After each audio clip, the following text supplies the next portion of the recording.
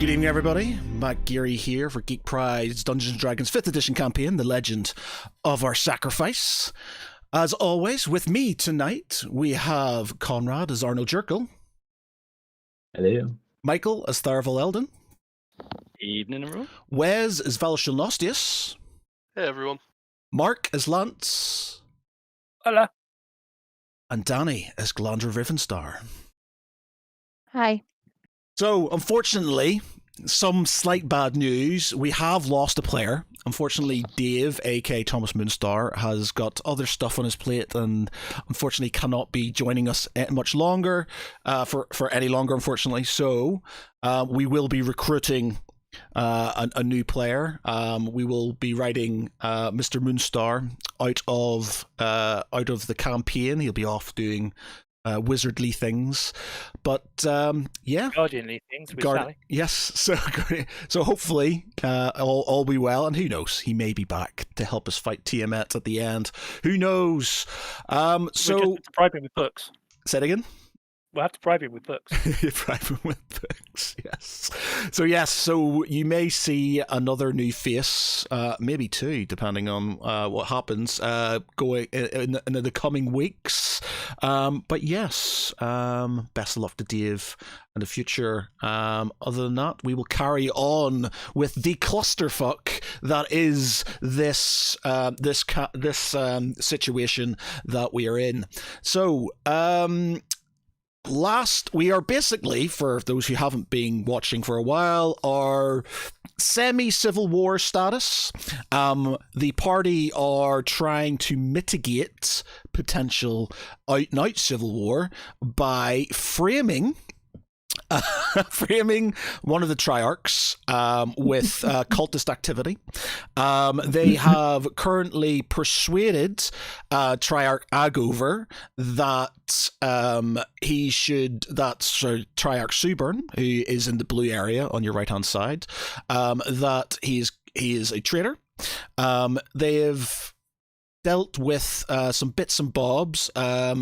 Valashul has proclaimed Lady Tunt as Queen of the Island, Empress of Balon, and has told Suburn in no uncertain words that she is going to be Queen of this island, like it or lump it.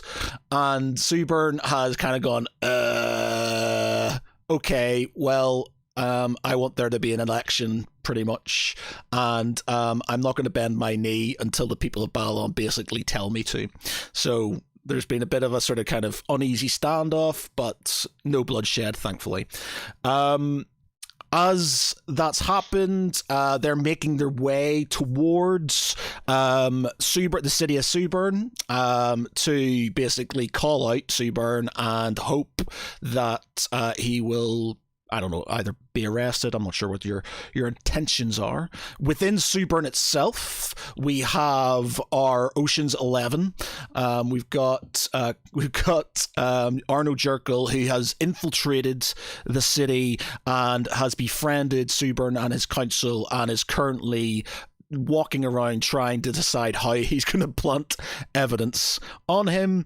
And then we have the Chuckle Brothers, Tharval and Cyrvel Eldon, who are trying to be inconspicuous and failing quite miserably around the city, with some with some epic horseplay within this. Oh yes.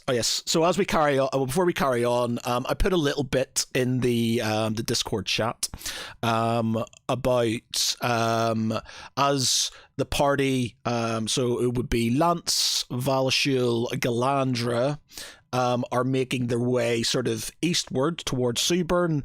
A soldier comes up to Lance, sort of puts out a salute and hands him a letter, a scroll, and the scroll. He opens up the scroll and starts to sort of kind of read, and it's as if when he starts reading it, it's like Thomas's voice starts kind of imprinting into his brain. He says, and I may have to just push off this for 1 minute, so if people's faces disappear, my apologies. It is whoosh, this one there. Oh, that's the camber forward one. That's the wrong one. There we go. Okay, so it says, "Dear friends, it was a heavy heart that I must bid for you farewell. As you know, I came to this land to protect its people and help them in their struggles against the corruption. However, recent events have left me feeling deeply conflicted and unsure of my place in this war-torn country. I cannot, in good conscience, be part of the civil war that pits brother against brother and tears the families and communities apart. It goes against everything I stand for and everything I'm trying to teach Sally. I understand that you may be different, you may have different opinions and beliefs, and I respect that, but I cannot continue to be part of this conflict. Could cause much more pain and suffering to innocent people in a time when the greater evil still looms. Please know that my decision to leave is not a reflection of my feelings for you or the gratitude I have for all of our experiences we have showed together. You are some of the bravest and most selfless people I have ever known, and it has been an honour to fight alongside you. I will always cherish your memories of our shared adventures and lessons I have learned from you. Please do not follow me. For now, I need to make sure that one good thing comes of all of this: a good life for Sally. I will continue continue her tuition in the magic arts. May the light and hope guide your way, and may peace and justice prevail in this troubled land. Your friend, Thomas Moonstar." And that's it. So Thomas has left you this letter, and that's it. Obviously, Lance is currently the only person who knows this at this moment in time.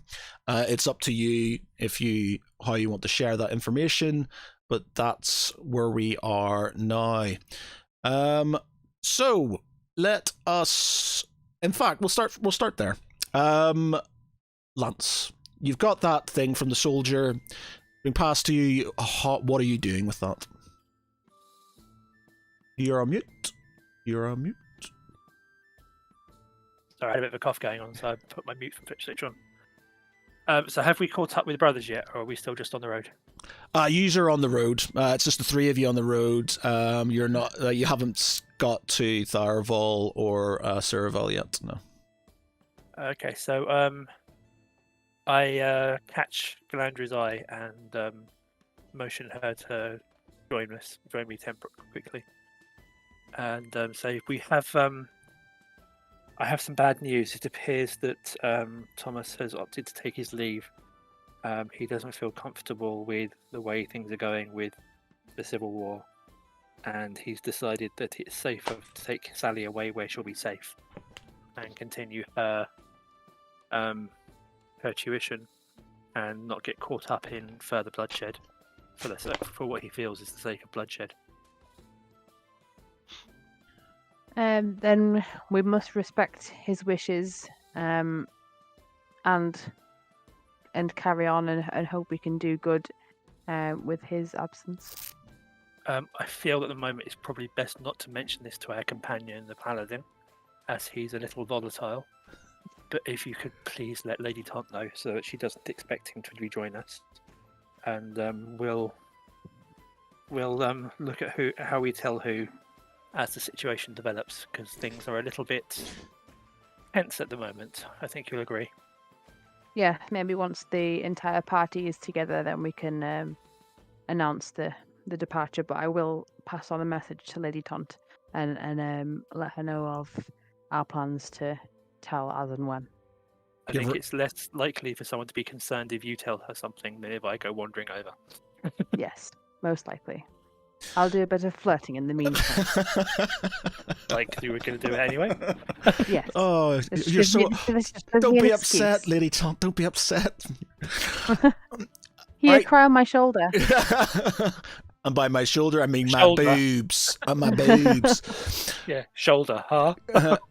Right. Okay. So you sort of kind of make your way eastward. Is there anybody else in that party, Valashul, Galandra, that you want to say or do before I move on to the city of Suburn? Has the messenger already left? Well, it was basically just a soldier who's come up to him with a scroll. Can I call him over? Would you, Give me a perception check to see if you pick up that he's given it to Lance.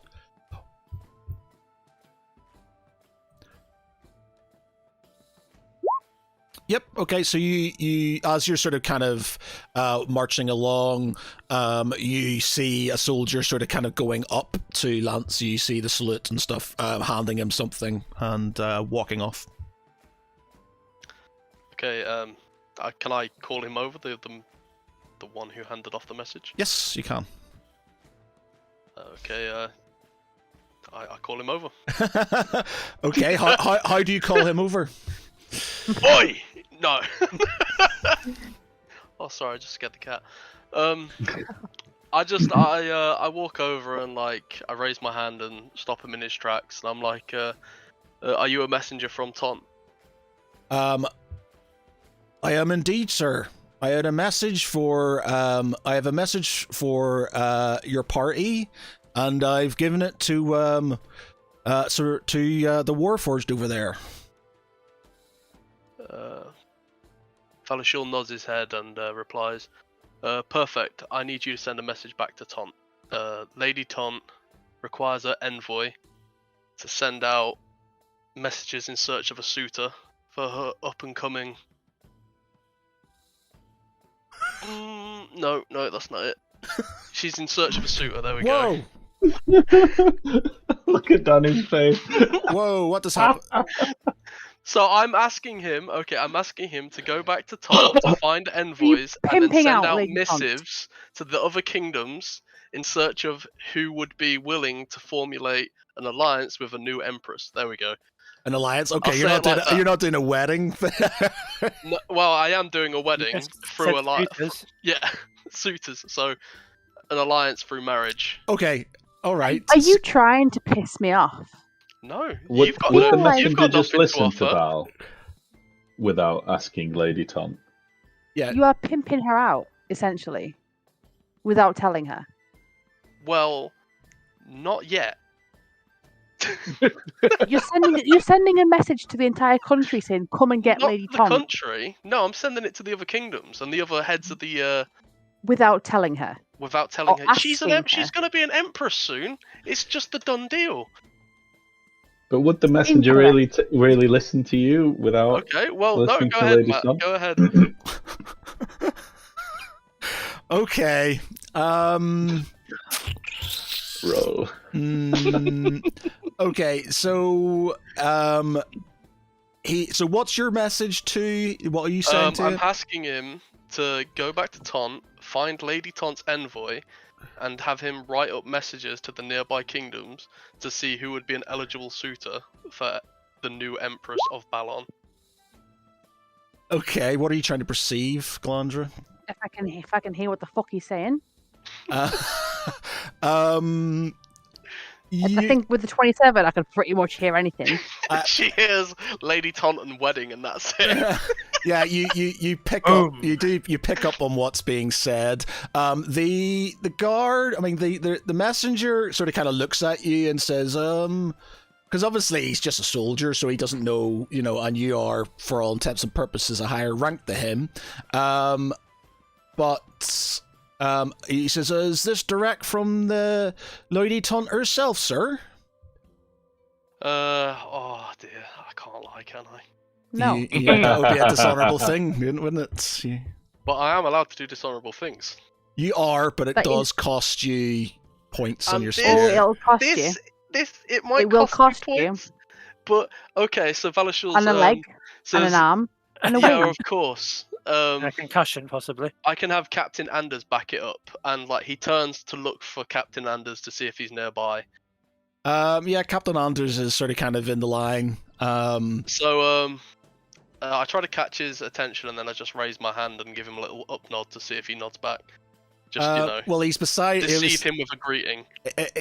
He sort of kind of nods his head back at you, I guess. Yes. And then I turn back to the messenger, and I was like, "Is that proof enough?" The fuck? Roll me deception. God. Roll me deception. Look. This is the Dumb and Dumber scene when you No!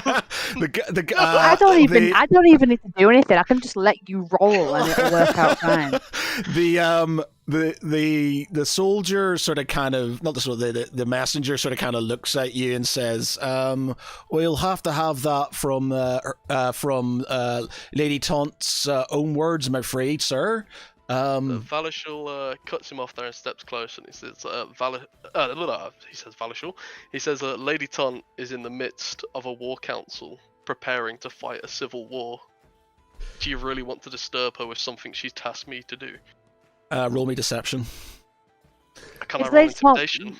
Is Lady Taunt with us? You're what? Are you? I'm trying to kind of force my point across. Okay, roll me intimidation then. Okay, I am walking over to them now. The soldier just says, sort of kind of stiffens a bit, sorry, and says, your manner is very unbecoming, sir. As I said, I will need the word of Lady Taunt. And then he basically starts walking. He starts basically taking himself off. Can I cut his tongue out? No. Can I blind him? No. Where is Lady Taunt? She's beside Guard Captain Anders. Right. I turn on my heel and I walk towards Lady Taunt. Oh no! And tackle. You're gonna tackle. No, I know where this is going. Tail. Right, you lot. Before this escalates, it seems to be one escalation after another in this case. I'm just planning for the future. No. Okay. That's fine. Okay, right. So I know what you're going to do. You go towards Lady Taunt and you tell her. Exactly what just happened. My mate thinks you're fit. Oh God. Right. No, I will ask Lady Taunt if she has requested what Valishul has just said, and if she was aware of being punched out. She is very taken aback by the random question. She has no knowledge of this and seems somewhat annoyed that this Valishul is making decisions for her in her land.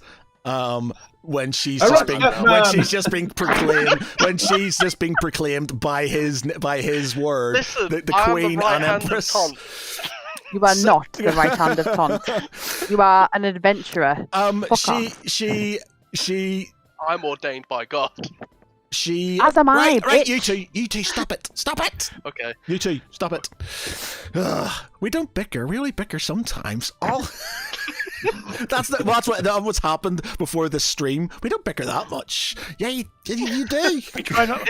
We try to keep the bickering to text chat. We don't try to do it on the stream, correct? Yes, we don't bicker on the stream. Don't try and pimp out one woman then. She's not your woman. There's no ring on it. There's no ring on it. Okay, That's so what I'm trying to make do. Lady Taunt. There is. Yes, there is. Lady Taunt Lady Taunt swiftly briskly walks over to Valishul. She says, whack. She says, what's she going to say to you? She's going to say to you that, I'm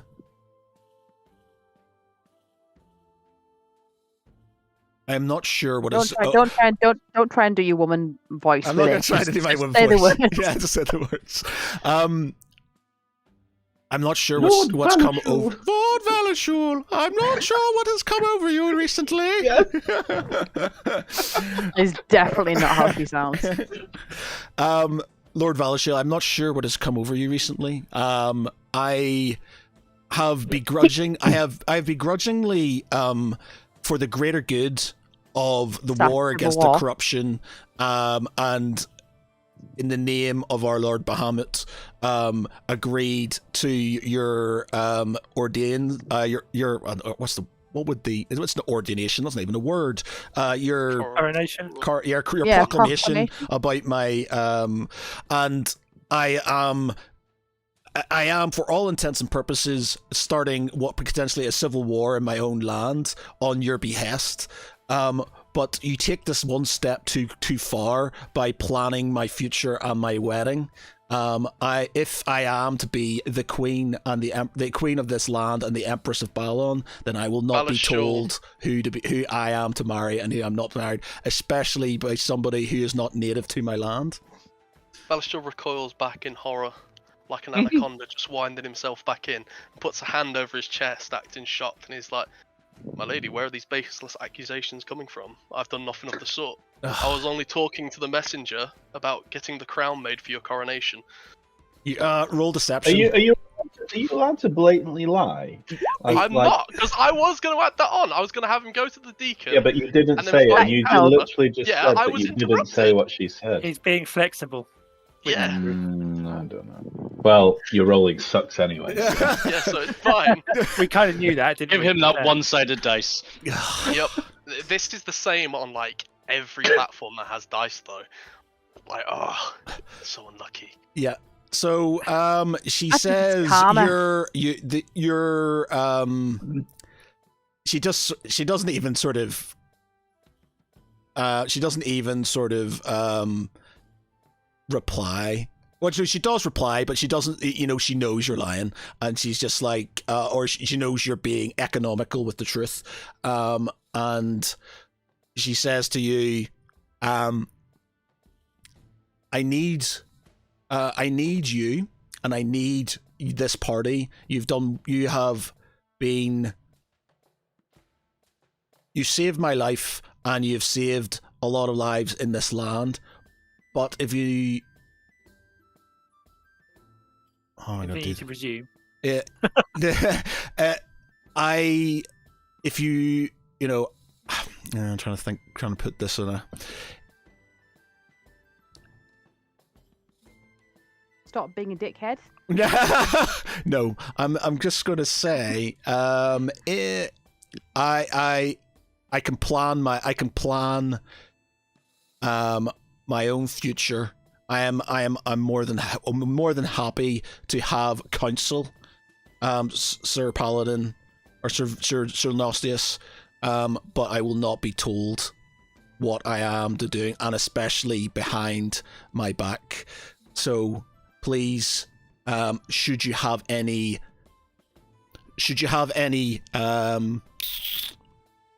suggestions, she says, should you have any suggestions about how this situation should unfold, then I suggest you tell me first before sending my own messengers off to decide my life for me. And she sort of kind of gives you a scowl and then walks. Balashul bows his head and says, "You have my apologies, my lady. I was only trying to relieve the burden from your shoulders." Roll me deception. I'm not deceiving. That's genuine.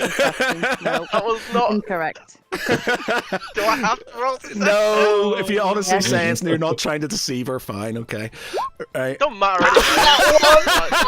Look at this shit. That's persuasion. Clap me in So you eye. just trying to persuade her?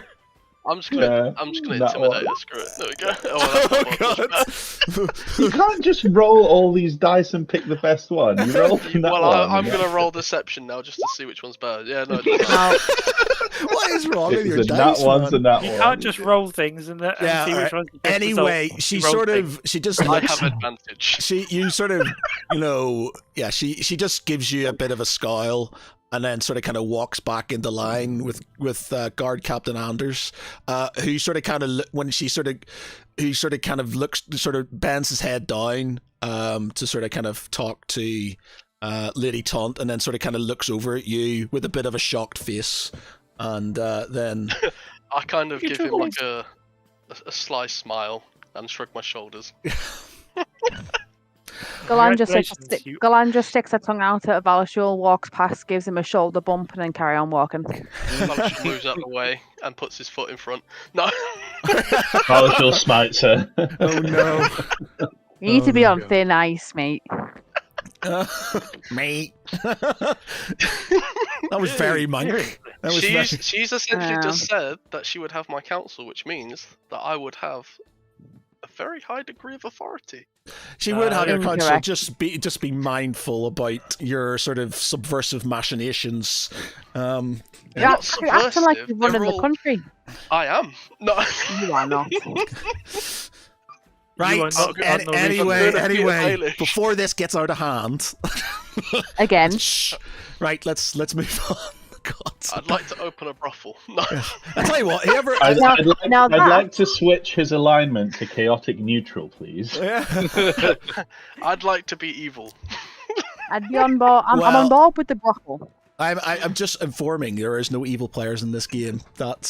These are the rules What if I I'm set. an evil person, OOC? I had to change my alignment because I wasn't being I lawful don't mind good. being neutral. So If I I've have to changed change my my alignment. alignment to Can you be a neutral paladin?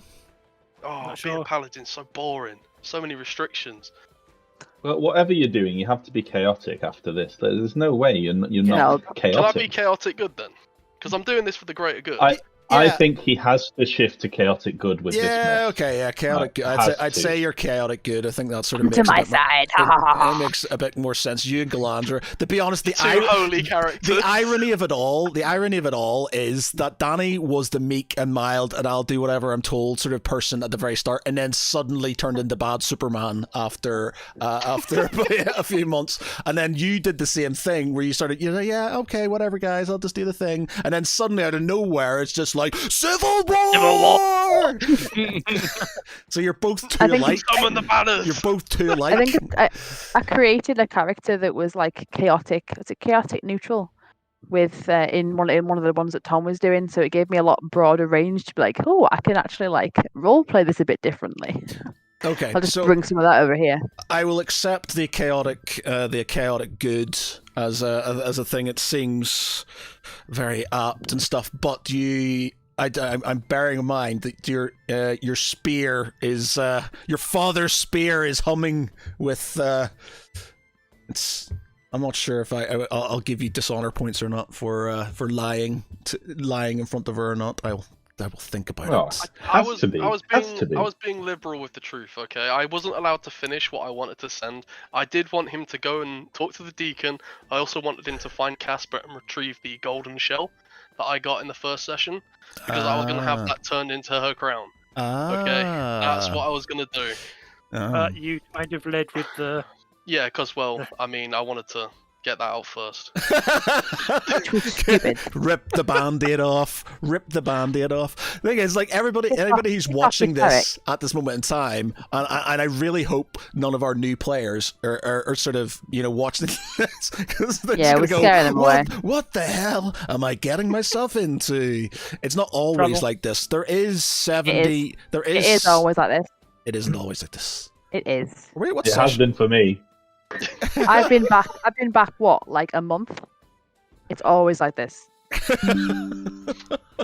Plus 1 month for me, and it's always been like this. Yeah, it's been one. It hasn't always been like this. We go through stages where the party decides it's going to implode over cutting the hand off a blacksmith, or deciding if they're going to kill a Mind mage. mind mage or not, or obviously starting a civil war. So they have their sort of moments. Or punching sharks. Or punching sharks, yeah, Alright. punching sharks. Okay. Chugs is cooler. I've just realised, have I put this on the right? Are we on session 72 or are we on session? Is it meant to No, be 73? 73. Is it meant to be 73? Obviously, I haven't, think so. I haven't changed my things. I've only been back 3 weeks. Yeah, I think so. 3 weeks. But anyway, we will carry on our track as we go. So, all right. So, is that it from this little sort of moment in the Do center? we have crossbowmen?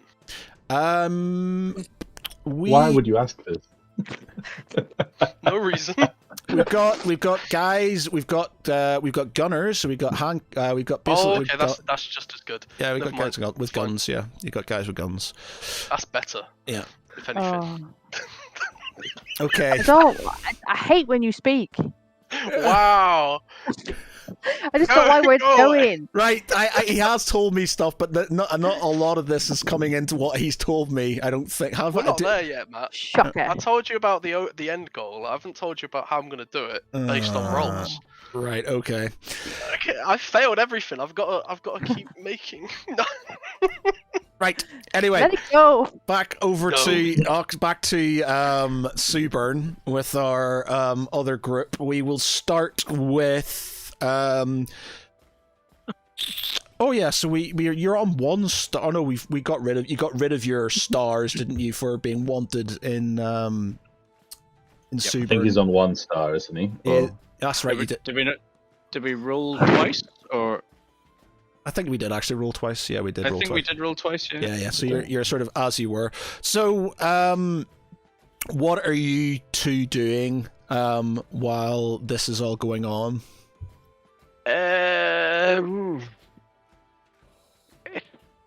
See, I'm trying to actually think what we can be doing. I mean, like I said, the whole point last time, which was that we were there to use the criminal contact to meet at a certain point for Arno to contact them, but as you DM'd it, he just left a note.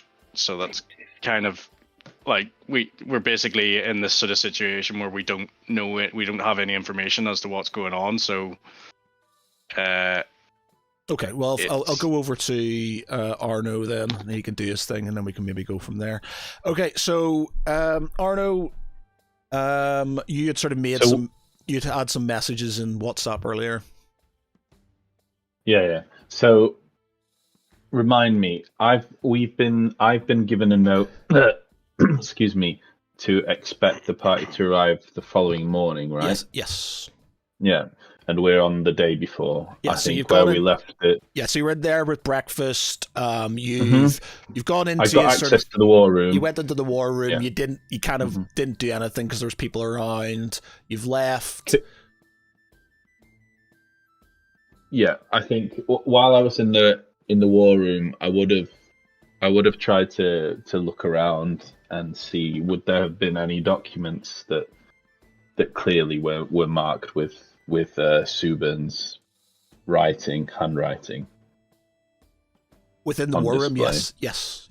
There would have been. Yes. Okay, so before he would have left, he would have cast suggestion on the guard accompanying him, and said, "Okay, we may leave. I will just follow you shortly after. I won't be more than a minute. So if you can get the guard to roll a DC 19. What is it? Suggestion. You got 11. Doesn't matter. Sorry. Wisdom throw. Yeah, so 11. So that should, yeah. So he should leave Arno in there for just a few seconds. Arno's not going to spend long, but he is going to swipe one of the under documents with Subin's writing on it. Okay, yeah, that's fine. And pocket that before he leaves. And then the other thing he will do is he'll sort of go out to any kind of window, arrow slit or whatever, and he will, for the first time, bring Flynn out into the open, which is his owl familiar, on the outside of the building. And, Harry Potter. You're a hobbit, Harry. We've gone from He's bastardizing two franchises now. Danny just went into literally just looked like it was just just held up pose. So Flynn will sort of fly around nearby and sort of just sit on the roof of the citadel until called upon. But at least he's outside and he'll have eyes on all the windows on that side. Is the familiar a summoned creature, or is it just somebody you've had sort of within? It's so the way Find Familiar works is when you initially summon them, like it's a whole sort of ritual casting, but once they are summoned, you can summon and desummon them at will until they die. And if they die, you have to do the whole ritual again. But this is basically I've had Flynn with me this whole time, just unsummoned. Okay. Okay. Yeah. In Cool. this case. That's fine. Yep. And then basically I'll bide my time, not getting any sort of funny business. I will go to my quarters, and I will start. I'll sort of lock the door and sit down with the documents that I swiped, and start trying to replicate Subin's handwriting. I have a proficiency in forgery and a forgery kit, so with a bit of practice, I think I'll be able to get quite good for when I actually supplant some evidence. Okay, so how long will that take you? So you need to give me a roll on it? For when I actually produce the forgery, I need to roll. I think it's deception at advantage because Okay. I've got the proficiency. Okay. But just RP wise, he will be sort of. Okay, right. I practicing understand. Yeah. in So all of basically, this. if he believes it or not as the forgery, yeah. Okay. Yeah, and then while he's doing that and buying Just his 1 minute time, there, man. can someone? 1 minute, man. Danny, you're breathing really heavily down that microphone. I was concentrating. Thinking about marrying Lady Tom. I was About Val messing with her. I was thinking about joining Val, but we'll get to that. Make your own triarchy. Oh God. Ooh. With beer and hookers. Right. Now you've just planted an idea. No Oh, more no. ideas. I miss the old ways sometimes. Ideas are banned. Ideas are banned. Okay. No. Can I ask a question about those cultist letters that you guys made me take? What do they actually? It wasn't letters. say? You had some cultist knives. Knives. I had knives, but Yeah. somebody also said something about We had letters. letters of basically letters that were detailing orders from the invasion or prior to the invasion. Yeah. And yes. this is where Thomas was meant to come in because he could remember that stuff and write false letters. But yeah, so I don't know if we do have the letters now or not. Okay, because when I left Camberford, I supposedly took said letters. Yeah, well, if you've got, you I think mentioned. we had one. Yeah, you had sort of. I can't remember the name of the guy who was basically the traitor. One of the many name characters. Yeah, I completely forget. But yeah, so he. Yeah, so you have that letter. So there is a letter. Basically, it's in a. It isn't in common. It's in sort of the sort of kind of cultist runic writing. Okay. So what I have, I can't read then. You cannot read it. No. But it would still make for quite a handy prop. Mm-hmm. Okay. I'll just have to go on what the party told me they were and plant that then.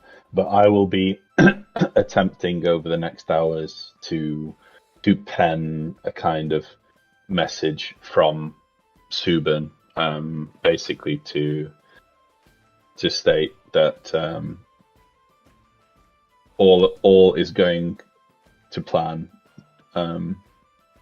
without Taunt. The area is severely weakened, and you will soon see to the recent. I will soon see to the recent, traveling heroes, and then just sign it, as Subin, sort of forging and copying the signatures that I've got from the war room, basically. So if you want me to roll on that now, Yeah, go on then. let's see. Oh, nat 20, so 33. So it's a perfectly forged Dude, you do his signature better than he does. I know, exactly. So He's going to start looking at his own letters. and thinking, You've made "What him. do you mean?" You've actually ingrained little mistakes in it and stuff. Little sort of like the way he does his S's and things like that. Exactly. Sort of. So I have a perfectly forged sort of message, basically pertaining to the fact that it's not addressed to anyone specific, but it's very clear what this message is meaning to say. That this is all part of a bigger plan. So satisfied with that, I will, sort of pocket that as well, and bide my time. I'm going to actually and plant this evidence after the night, like in the morning. So Okay. you can. All right.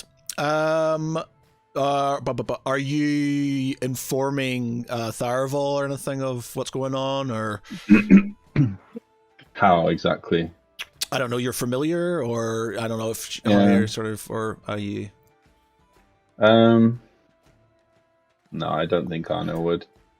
If the original plan wasn't followed originally, and Tharaval or the person wasn't where they were supposed to be at first, Arno will be treating it like he's on his own now and he needs to complete this mission. Okay. Okay. So,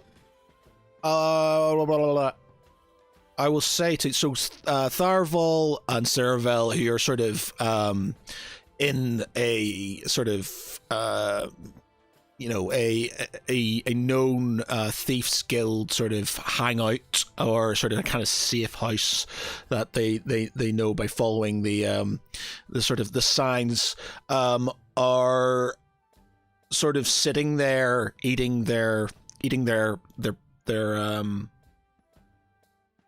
I suppose, what time would this going to be? Sort of eating their lunch, and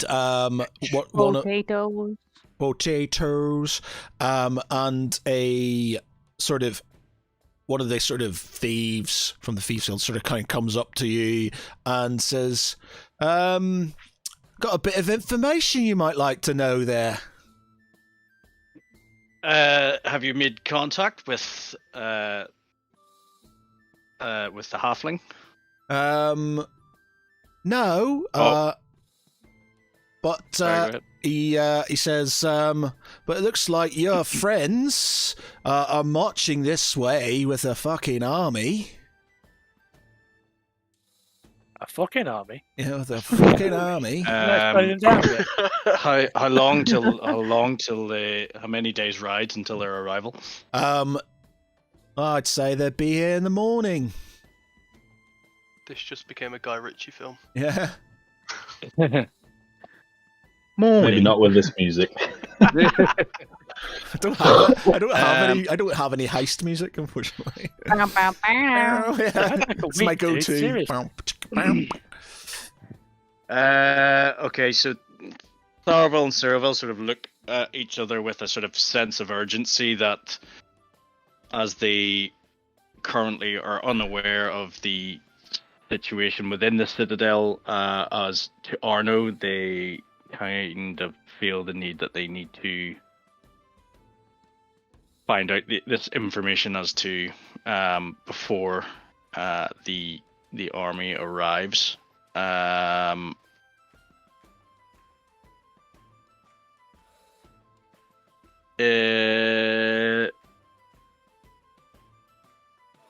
Is there any way? Let me think. So we don't know where Arno is.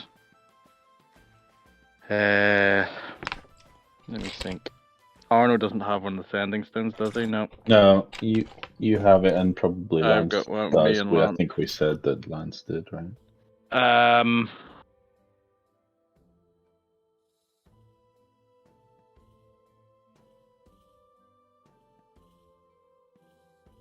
No, you know what? Arno would send a message with his familiar, basically saying,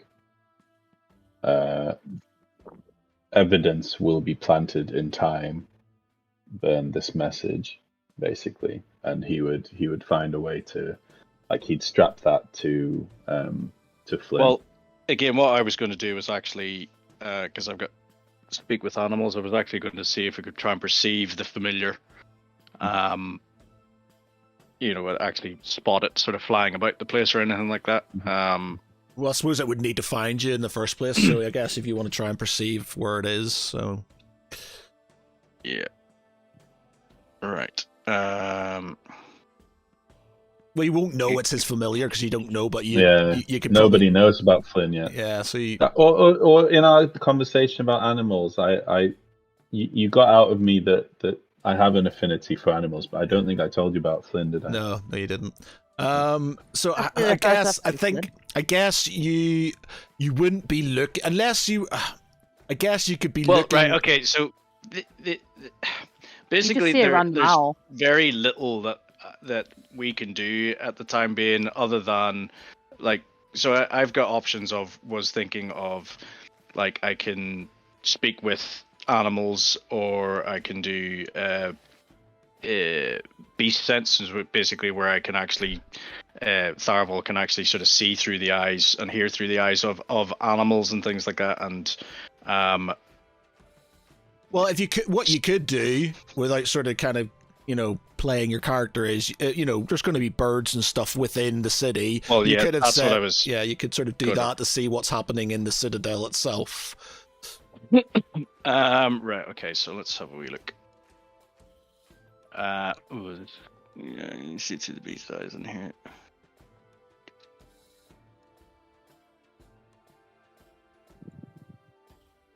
Okay, so I suppose they're basically going to sort of search out let's go for a rat. A rat, something like a rat that has sort of been in underground, but will sort of be able to have travelled in and around the citadel without too much notice. It would probably be sort of going near sort of grand halls and things like that, as to where the like food and things like that might be, or and basically right, there's two ways you can do this. How long is that going to last? Touch willing beast for the duration of the spell. You can use your action to see through the beast's eyes and hear what it hears, and continue to do so. Okay. So you're going to cast. Saravel is going to cast Speak with Animals on a rat. Okay. Sort of in wherever they are, and he's basically going to ask it to make its way to the citadel to sort of find and see what is going on with regard to the sort of current situation with Arno, and as to whether the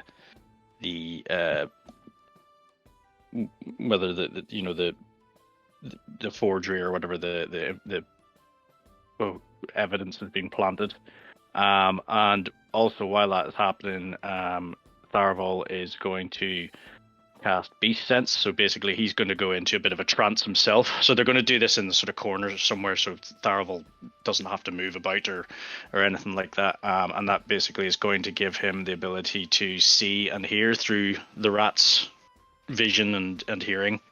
So as the sort of rat is going off and hopefully doing what it's asked, then Tharavel will actually be able to see and hear everything that is going on at the time as well. What's the range on it? Your action seen through the beast and here and continue to do so until your action or return to normal senses while perceiving the. You gain the benefit of any special possessed by the creature, though you are blinded and deaf. It doesn't say anything about range. Beast sense, did you say? Yep. Here, I'll put it into the thing. Oh, where is it? Concentration up to 1 hour. Duration of the spell. So 1 hour. You can have it for 1 hour. So it's the duration of the spell. Basically, so Saravel's going to cast. Or sorry, this is the wrong way around. Saravel's going to cast Speak with Animals, as in to ask the rat to do them a favor, And then Tharavol's going to cast Beast Sense, so he can sort of see through its eyes and ears as it is carrying out this rat quest. Okay, so do you need to do the spell save, or does the rat need to do the spell save for the save? Yeah, spell save. Oh, hold on. So let's see. It says you might be able to persuade a beast to perform a small favor for you. Yeah, so you get an ability to roll persuasion, basically. Just Okay, get him to roll me persuasion. Roll me persuasion then. So it is. Saravel is doing the persuasion. Yep. Okay, yeah. It's receptive to your request. Okay. Eek, eek, squeak, squeak. Insert cheese here. Yeah. So then, as it does this, Tharavel sort of kneels down. He puts his hand gently on the rat, and then he casts Beast Sense.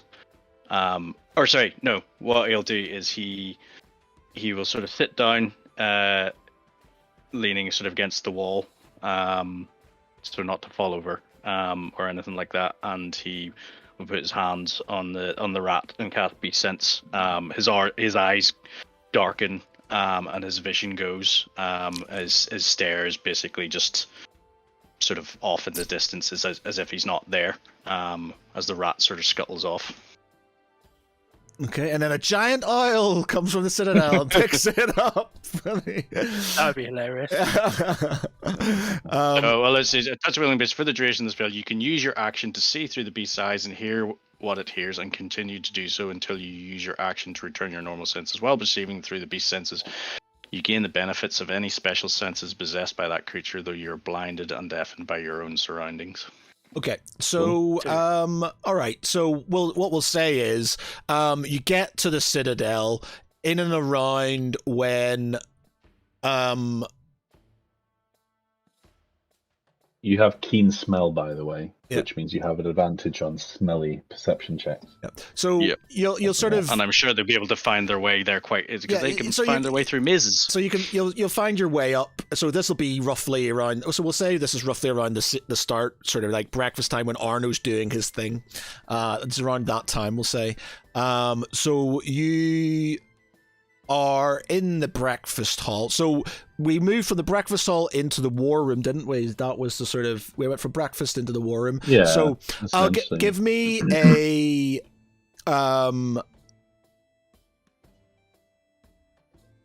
actually, what? So we're in the breakfast room. So what I'll do is I'll roll to see if any of the guards notice the rat in the house and in the room, and try and shoo you off. I thought you were going to say shoot him then. Okay, so one of the guards sort of sees the rat and sort of starts sort of kind of going towards you with his sort of kind of halberd in hand to kind of get rid of you.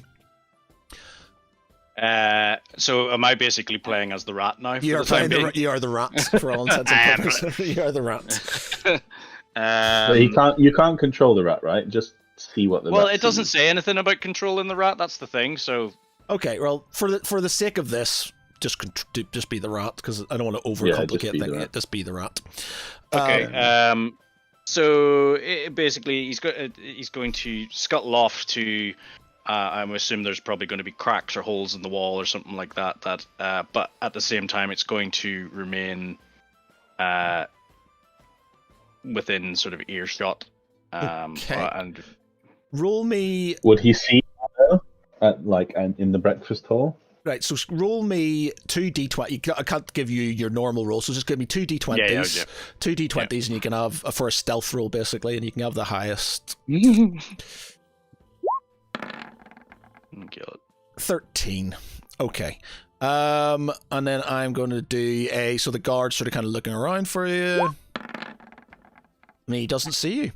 Okay, so You are relatively hidden. The guard sort of kind of thinks he shooed you off and sort of kind of goes back to his position. So you do hear sort of Arno. I'll let you do a perception check to see if you sort of kind of pick up on this sort of commotion and stuff. Am I just rolling a d20 or am I No, rolling? for Arno, because we're sort of kind of sorry. we're going back to see if he sort of kind of if he sort of kind of sees. He sees this rat and what's going on, and then I'm not sure if he'll sort of start putting two to two. My passive perception is 12. So if it's just I I'm think distracted, we've not been using We don't do- passive we perception. Oh, you haven't? Okay, I'll roll then. Yeah, Okay, we don't cool. do passive perceptions.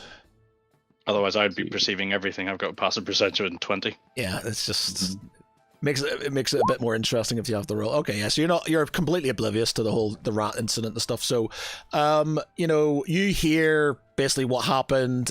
You see Arno basically persuading Triarch Suburn, about the imminent danger. And that he can help him. Get in the war room. Yeah, he can help him. So they start walking off towards the war room. So I'll need you to give me some rolls. So to get to the war room, give me another stealth roll. So 2 dice. You can have the highest.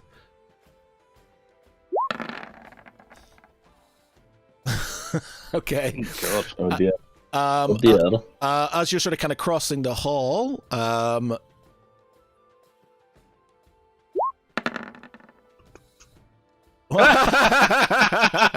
yeah, these guards do not care about the pest. There's so many rats in Suburn, they don't care. So you sort of kind of make your way through towards the war room, and give me another stealth in the war room. This rat is about as stealthy as Valashul in full armor. Oh my god. And another one. Oh, another one. Come on. I need a high roll here because I've had. Fuck it. There we go. It's more like it. Okay. This is where you get the 20.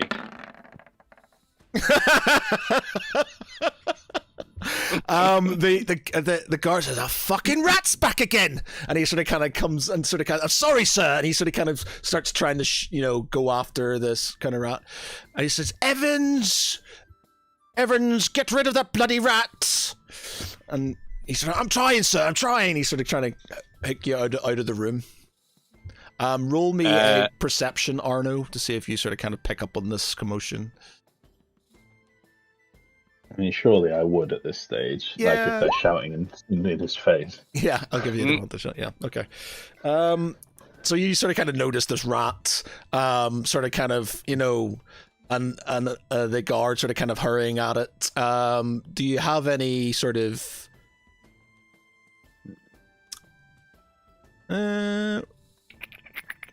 would you have any knowledge of... I'm trying to think. It wouldn't be an Arcana. I don't. It would be... Yeah, I suppose you wouldn't have any sort of kind of thought. It's just a rat in a city, isn't it? Okay. Well, nature, like, is it acting particularly? If it's seems a for bit. a rat, shall I roll nature? Yeah, roll me a nature check. Yeah, come on, we'll give you a nature check. Yeah, it's a rat. It's been annoying, and you don't make any difference sort of to it and stuff. So, all right. So give me a dex save. Again, just the rat. D20s. Yes, give me two d20s. Give me a dex save.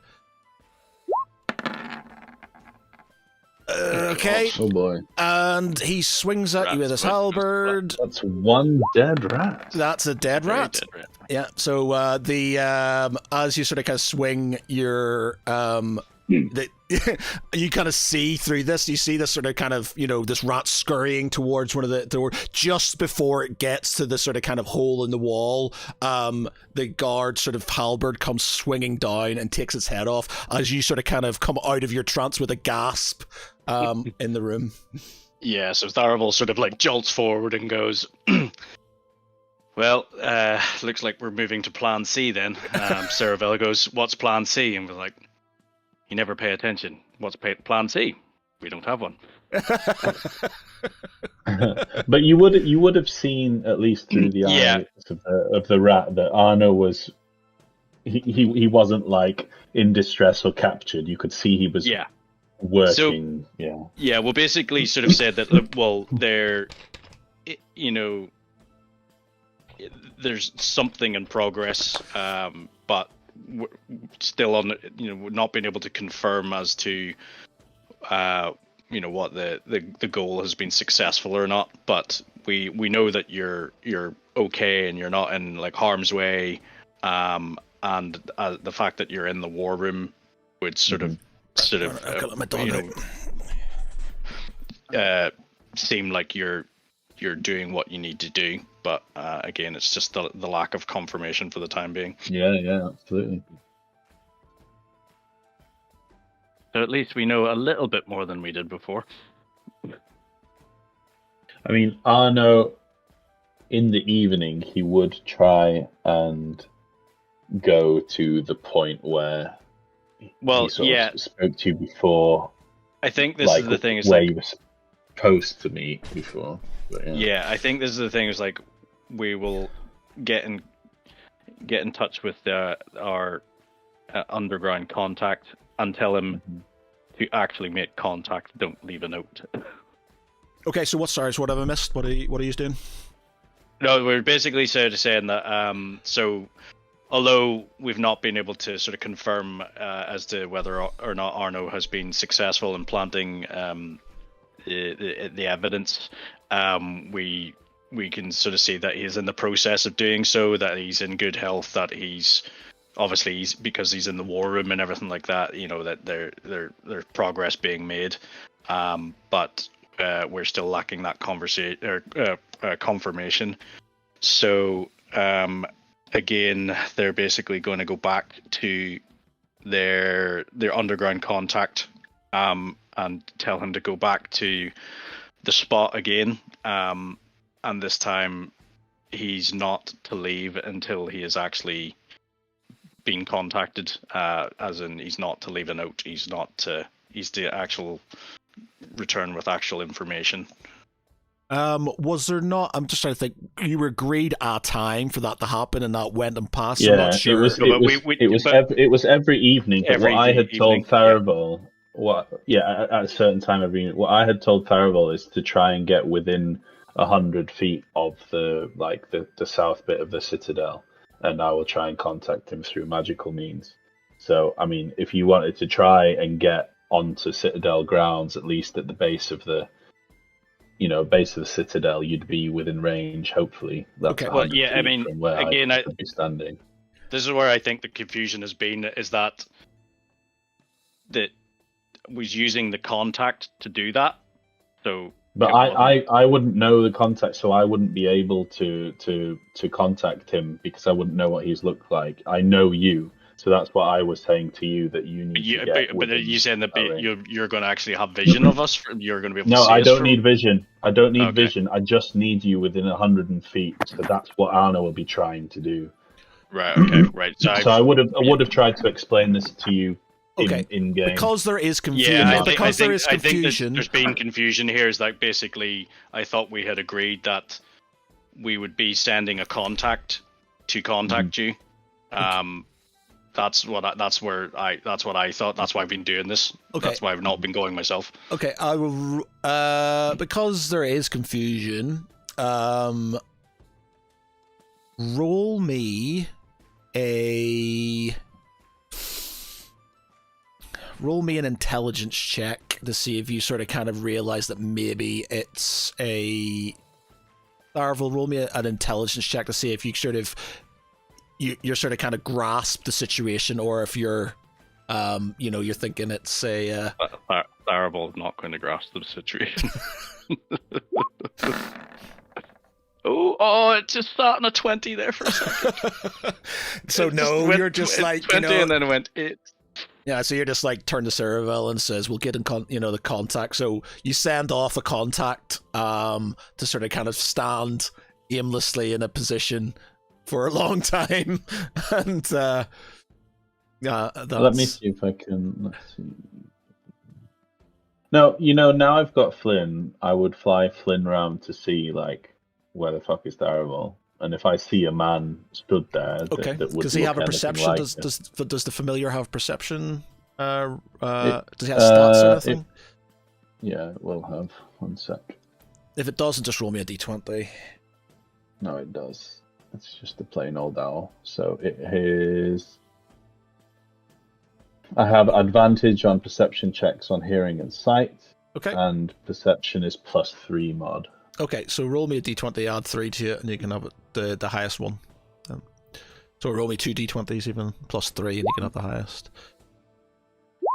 Yep, okay. There we go, Yep. 22. So you're familiar sort of kind of flying around, and you sort of kind of pick up on this sort of lone, shady-looking character in the area where you had told you were going to meet, or where Tharavel was going to be.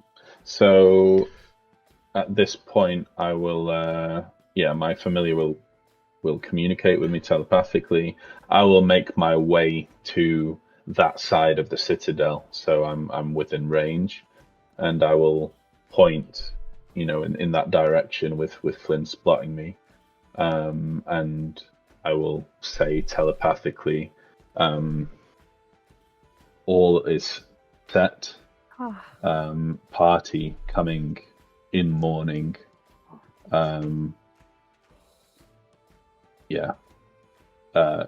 Subban unsuspecting. Make sure no one attacks, basically.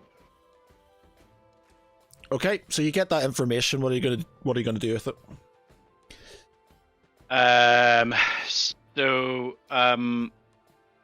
On receiving this information, they then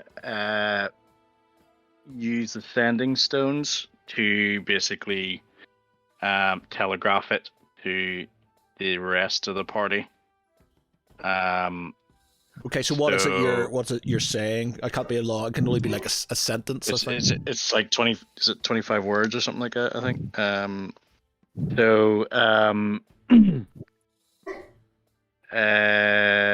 Let's see.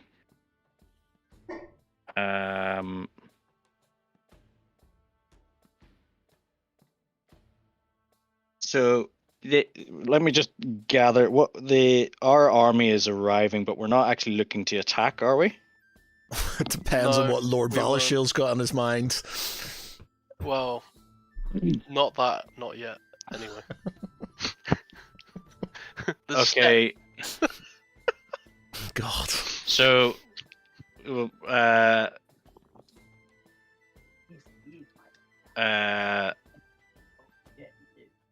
using the sending stones, they're basically just going to send. Plan has been set. No suspicion. Waiting your arrival. Do not attack. Do not attack. Okay, so you get this through in your sanding stone lance.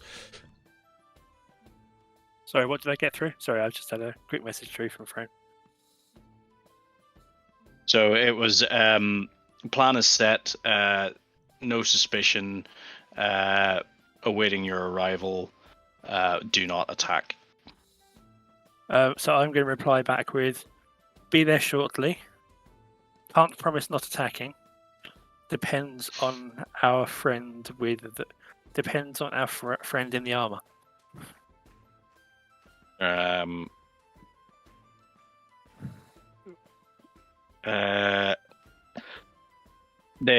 suppose how many times can you use the sending stones? Once per day. So that's it for now. Okay, so basically, that's my way of warning you to be prepared for things to go to shit. So I think basically, if that's the case, then Tharavel and Serval are going to make their way out of the city to try and basically lay in wait for the for the rest of the party and the army arriving. Also as a bit of backup to keep Val on a short leash. So you much remember, trust in you. So much trust in you at the minute. I didn't say we were going to attack. I said we were going to wait outside and wait for a signal from you guys to see that you'd finished. Mhm. So, Well, yeah. he's going to tell you that everything's set when you get there. So. Well, I mean, then I'm you've gonna got attack, well, Lance has got that information through on the sending stones. Whether he shares it with anybody else is. He probably wouldn't, would he? Not yet. At this point in time, before I say anything, I need to try and figure out how badly fucking wrong it's going to go. Let us be honest here. Okay, so we will then fast forward. So you've made your way. You are within a mile of the. You're in within a mile of the city. Tharval and Ceravel are sort of kind of sitting cross, sort of backs against a tree. As you sort of kind of start walking past, and they sort of kind of. So we're following morning now. Sorry. Yeah, Matt, you're in the next. following morning. We got through the night. Yeah, you've gone through the night. Yep. Okay, so Flynn will be hanging outside Subin's bedroom window, kind of watching time to time and making sure when he's asleep in there, whether he's in there, and Anna will just be waiting in his quarters. Okay. So is our bit of Suburn now? So you're about within a mile of Suburn. Tharval and Ceravel have turned up and are basically informing you of what they've seen and heard. Okay, I'll do an RP with you after the stream then, because I put something in the Discord chat, but we can do that afterwards about just on the road. It's fine. Oh wait, no. What does it say in the? It wasn't anything. It's not anything like major. It was just I was just looking at some shops. I say shops. Any high-end merchants, fine clothing accessories. Yeah, there's no shops in the way. You're not near any sort of. You're not That's near. more in the city sort of thing, Oh, isn't it? there's a wedding dress shop. I can finally get a wedding ring. That's my dress there All right. in the Okay. bag. They have wedding dress Oh. shop mimics. Wedding No, dress shop mimic. The dress is a mimic. The dress is a mimic. She Wow. puts it on. travelling The merchants. dress is a mimic. Okay. Sorry, Danny. Well, someone's got to take over now. Thomas isn't here. Yes. Yes. Okay. So, you sort of you're kind of within a mile. So, what's the sort of kind of plan from this point on? So, you've been. Ceravel and Tharval have told you what's going on. What's your sort of kind of plan with the army? Stay stationed outside until we're ready to kind of march in. He's going to see us eventually and send someone out to see what we're here for. We should avoid marching right up to the walls, because that's the point Yeah. at which things get a little bit twitchy. So we're going to stay far enough away that they can't hit us from the towers and the walls, but close enough that they know we're here. So is that what you're doing? Do you want him to be aware of your presence, or do you want to leave them close by and send Agover and maybe a couple of men forward with some people to sort of kind of. In fact, yeah, that's what We'll I'll wait say. for him to send someone. I'm going to say, because he's not going to know you're there. So I'd say Agover basically says to you that the army may the army may provoke an unnecessary fight. Maybe I should go with some of my men and challenge Suburn and his veracity in person.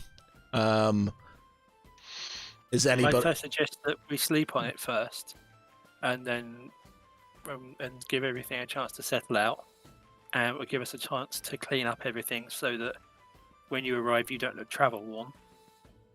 Yeah, so we'll say this is the next day. So you're sort of Yeah. So we'll say this is in the morning. You've been camped out Saravel and Tharavel sort of kind of turned up. Can I get like a lay of the land? Like, what is the land like surrounding Suburn? So you've got Suburn is sort of on like all three sort of kind of Triarch cities are on sort of the kind of precipice of these very large sort of kind of cliffs.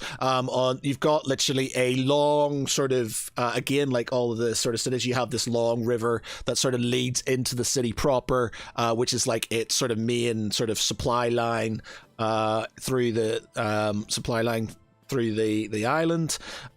You have sort of a sort of kind of forested area that is sort of within sort of reach of the river. On either side, there's sort of kind of road that leads between this sort of forested area. Hold on. This sounds like a walk. My Chrome is lagging. I can't zoom in. Oh, there we go. And I've zoomed in way too far. Yes. So, like Y25, W25, and X26, is that area like... I don't know, is Y25's woodland close to that crossroad section? So you would be... let me just move Arno out of the way. Let me move people out of the way. And I'll move these things out of the way. So we're the cities. So Suburn is in... W27. Yeah. Yeah, and so you... W and V. So And X, isn't it? you would be, because each of these hexes is about 5 miles, so you would be just okay. you'd be entering just sort of as the basically the crossroads. So there would be to your north, what is quite a largish sort of kind of water thing that you can see in the distance. You can see the city with this sort of kind of effectively like a moat that sort of kind of goes round its western and northern side. To the south, you've obviously got the main sort of kind of trunk road towards Agover, and then obviously to the south and to the east is sort of you would sort of see the ocean. Okay, well, to keep it simple then, Val suggests that they keep the majority of their forces in reserve in the woodland to the southwest and send the emissary party, I guess, into the city or to the gates of the city. I was hoping to cover them with the gunmen, but yeah. Tharavel sort of turns to Tharavel and Silver turn to Lady Taunt and say, "My lady, if you wish it, we would like to escort Lord Agover to ensure his safe return." She sort of gladly looks at you. She says, Lord Agover's return. What about my return? Oh, is she going with? Yeah, she says. Okay, well, yeah. Yeah, so she sort of she gives you a bit of a sly grin. Says, "But what about my return, Ranger?" And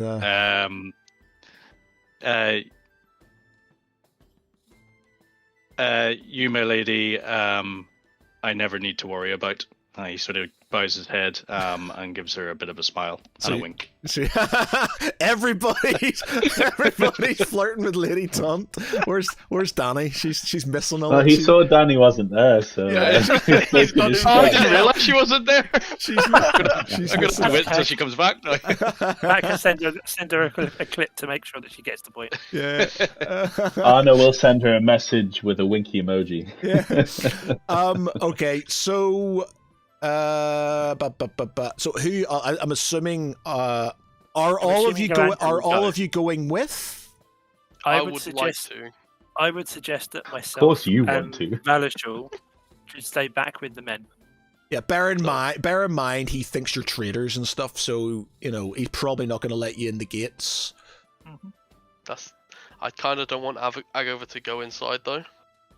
So no, but that was the whole plan. Always was. Yeah, it was for us to go through into the city and like demand, but we were going to get access for him to stand trial for his crimes, as in like he was going to let us in on his own volition.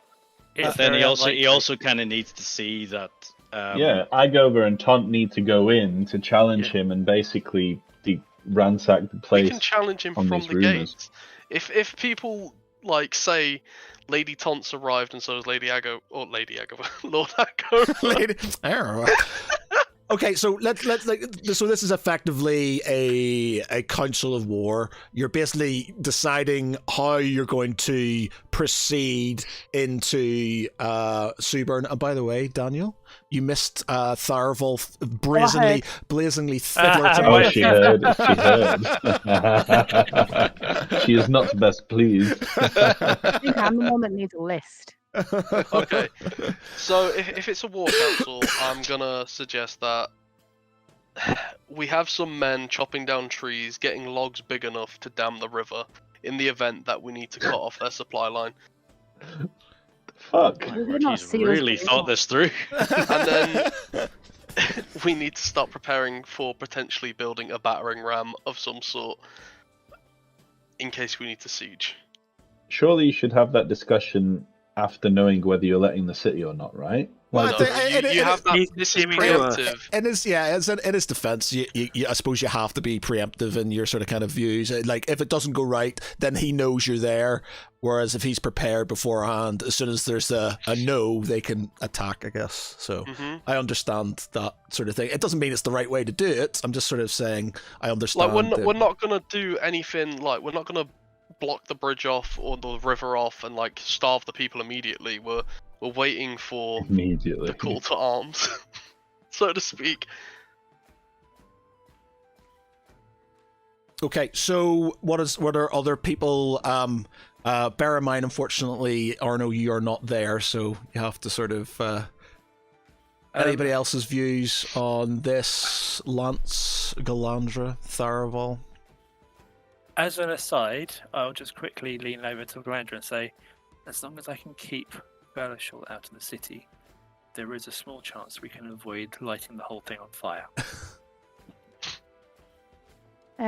Considering that talking to, or at least debating with Taunt and Agova against Suburn inside would need some sort of charisma, which Valshul possesses none of. Wow. So Wow. I feel I would definitely Talking shit behind my back. I don't think would anyone has any definitely- arguments that you'll be accompanying Lady Taunt. Oh yeah, that was never up for debate. But also bear in mind, you have to bear in mind that he doesn't trust the party. So I'm going to say to you, Agover is going to go with his retinue to call them out, but he does not. Suburn does not trust any of you. He knows who you are. So if you're seen in the city, it could. I'm not saying it's definitely Even going though- to. It could cause issues.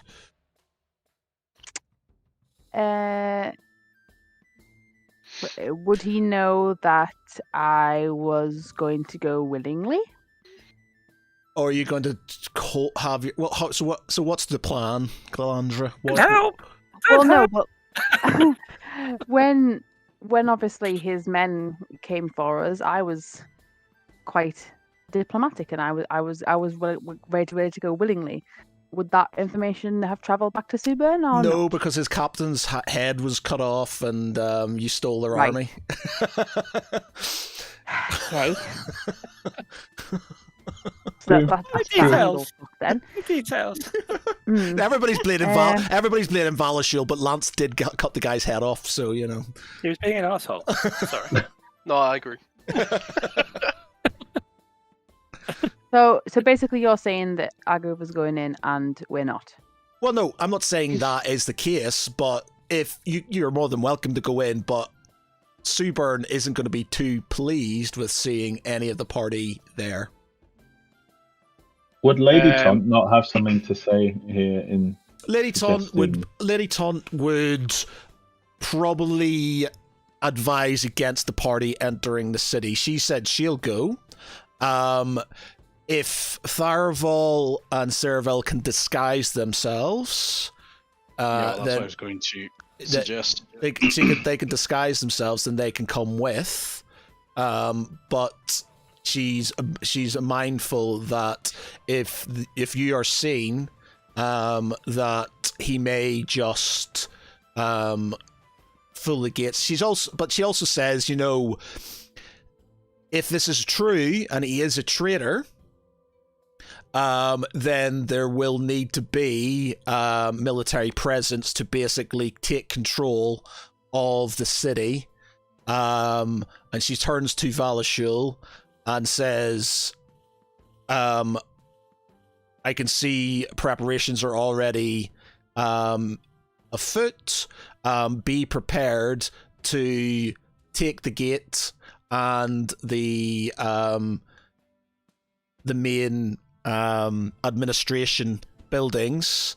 I'm assuming Tharaval and Ceravel will make sure that they are suitably open for our men to enter.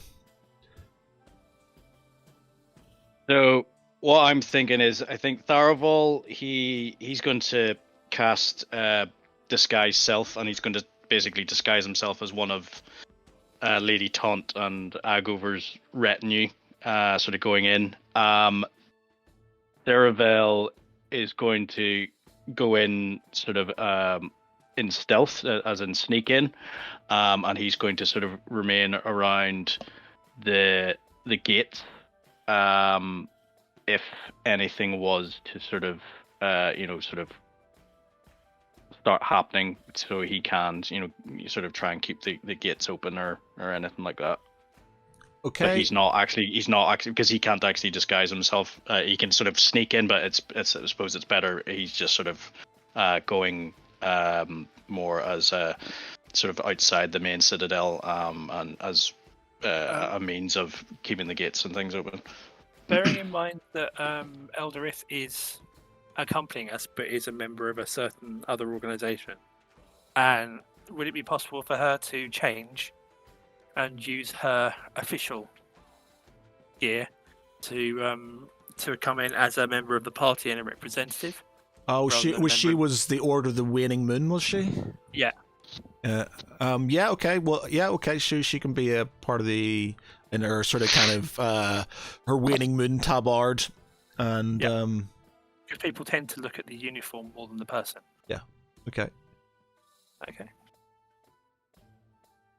All right. So Valashul, are you in agreement with this part of the plan? Do you have anything else extra to add? Do you disagree? He's been very quiet. No, sorry, I was blowing my nose. Yeah, no, I'm in agreement. So you need to you got to be prepared to have everybody sort of kind of close by. That being said, how you're going to get them without being seen, I guess, is up to yourself. I mean, the army being seen is not so much an issue. To be honest, we could fall back and use the actual woodland to our advantage to re-maneuver and come in at different directions. But okay, my plan is, long and short of it, if it goes to a siege, we've got gunpowder because we've got boomsticks. We're gonna dam the river, dry that up, and then kind of maybe try and sneak in and set up explosives underneath the wall by digging into the riverside. Yeah, pretty much. What are you going to do if the plan does go to work? How are you sort of going about? Are you going to march? Obviously, sort of. Well, okay, I will use my token as an example. If we're in this woodland here from Falcross and we travel through the woodland, even though we haven't, but hypothetically, we move back into the woodland and go up, come down here, chop the trees here, start damming up near this bridge, and then use the bridge to dam it, because that's already. But then blowing up the bridge is damaging the infrastructure of the. No, as in pile sticks against the bridge. Yeah, no, because it's a partial dam already. Yeah. Okay, yeah, that makes sense. But it's official. Paladins make shit engineers. I'm just thinking of how to best kill these people, okay? God. I need quick, rapid action. I promise no bloodshed. Is that what you keep telling your girlfriend? Yep. It's all about making me finish, alright? Oh, God. By Bahamut. By Bahamut. By Bahamut, I shall enter you! But that's the long and short of it. Okay, try and use the woodland to remain relatively undetected. If he does, or anyone does see part of our forces, it's not the end of the world. Okay, but you're They going to know have we're here. you're going to have a plan if the plan. So basically, if you're going to have to basically move that army forward to get or you're going to have a force of men there to take the gates from Ceravel. And So sort of divide up between these two woodlands, I guess. We've got how many men? 200? 300? You have the 200 from Falcross. You've got 100 from Agover. I think he came with 100, didn't he? So you've got about 300 men, which is a lot less than there is in the city of Suburn itself, because they've got about 800. But you know, so you're going to have to. So about 100 of them will be in here, and the rest will be positioned here. So they're going to be chopping trees down here to block up this bridge, and they're also going to be making battering rams and other siege equipment in this area by chopping down trees and making use of it. I suppose they could even do it here, but the larger group of men is the ones that are going to be taking the gatehouse. I don't know why I'm drawing so many lines. Lines. And then obviously it's kind of all got to be in unison. So if we blow up and undermine the walls from like this side, then we can use the battering ram as well to get through the gatehouse, and while all the chaos is being sown over here.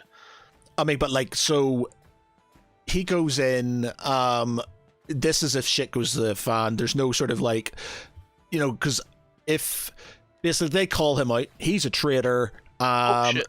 I deleted Faraval. You deleted Faraval. And fade away. Ow. If someone could kill from the inside, it would completely dissolve all of this. Well, that was the idea, was to, you know, have him be framed for these crimes of being a cultist. Well, see, the thing is, it's basically executed. you know, there's a lot of things you could do within the city to prevent, but obviously keeping the gate, you know, if the gates are open, you might not need the battering rams and stuff like that. So it's just sort of. But the battering rams are like, you know, in case. Just in case, yeah. All right, okay, fair dues. All right. So, do you need me to place your counter, by the way, Marvel? It's been deleted. Worth a moment. I'm sorry. He's not sorry. I did it on purpose. Done it. I Thanos'd you. Just because I winked at Lady Tunt. You've not got target on on the back. You're not suitable. Another love triangle. See, this is the thing. Is Tharaval loves to be in a bit of a love triangle. I think in this case, Tharaval's just doing it to wind the other two up. He's working on love option at the moment. Right, I mean, depending on how many people Valishaw's invited to the party. Tell you what, as they're walking, as Lady Taunt's walking into up the path towards Suburn, Tharaval's sort of like following along behind, giving the sort of gyrating sort of thing, but like sticking his tongue out towards Phil, like. Oh God. Where's that? Okay, well that's it then. That's my plan. Okay. Kill Tharaval. No. Kill Tharaval! Right, where are you? Let me see. No, computer S T. Where is Tharaval on this? Oh, there you are. Tharaval Eldon. Stick that down to HP. I could have just copied you from another thing. It might have been easier, but there you go. There, AC. Oh, the nameplate. Whatever the red one is, I don't know. Save, and then I need to make sure you can do the thing with him. Edit. All players, yeah. You should be able to move them and stuff now. Yeah. Okay. So, back in the city. Oh, have you gone as well, Val? You've disappeared too. You deleted yourself. Deleted myself. You donkey. There you go. There. That's a polite way of saying that. Press Control Z. Let me see. Doesn't Val, oh, I've got you back. There's a moment. Thank you. Val. See. It was so dark. It's dark. Where are you? Valishal Gnostius, there you are. Nameplate. HP. Push. And AC. And save. That should be now as well. Okay, so the party makes its way to the towards Suburn with Valashul and Lance and Galandra sort of kind of sorting out preparations for the oncoming events. The view is that if the sort of primary plan is for the gate to be open and for the troops to sort of go in and basically try and sort of deal with as many of the main sort of governmental buildings and areas, so sort of kind of points of control within Agover, not Agover, within Suburn, before obviously, you know, they know what's going on effectively. So Arno Jerkel is the next morning. What are you can sort of you look out your window in the horizon. Well, you know they're going to come in the morning, so you know they're going to be in and around sort of there, so you're going to be moving on with your plan. So I will be trying to look through my owl's eyes and detect whether Subin is in his room or whether he has got up for breakfast or anything like that. Have I heard anything through the doors, through the walls? Does anybody know what's on the horizon? Has any announcements been made to Subin? You hear, so roll me an insight. No, would it be insight? Yeah, insight. Perception, I guess, right? Yeah, perception. Yeah. Not been doing very good here. Perception. Yeah, you sort of hear mumbling and stuff like that. You don't hear anything of any major note. You hear Suburn sort of getting up, sort of kind of mumbling away and walking off where you believe is breakfast in the morning. That's it. So after, I think I've spent, this is my third night here.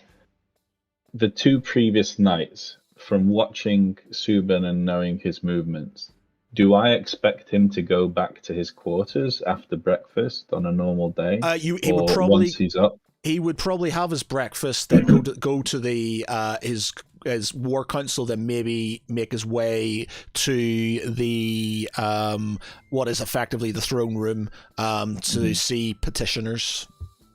Okay, so once he basically sleeps in his quarters, and then he's not normally going back in there. He's not back there for a while now.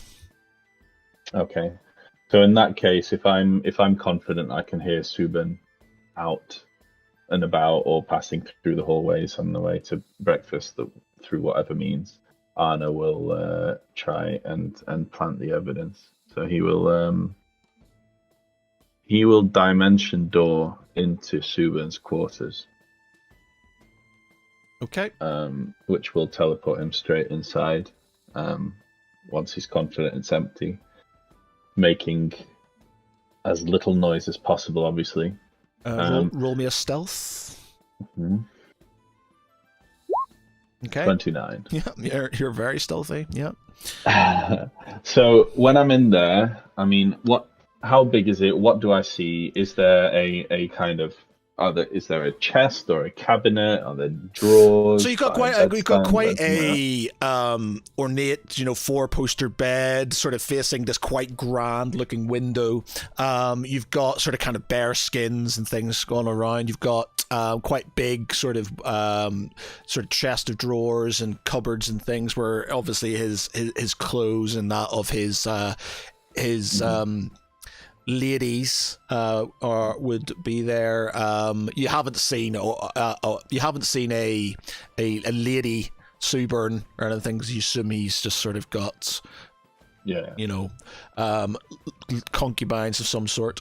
There is like a writing desk with a sort of kind of a candle, you know, a quill and ink. Yeah, sure. Okay. Is there a drawer in this writing desk? Yeah, there's perhaps? a drawer. There's like basically what effectively like a footlocker sort of below, you know, where by the end of the four-poster bed. Mhm. Is the footlocker unlocked? Yeah, it is. Yeah. Okay. So I think in the top drawer of the writing desk, he would go in, rifle maybe underneath 2 or 3 sheets of paper, and he would put both the cultist letter and his forged letter that he's written from Subin Okay. underneath there.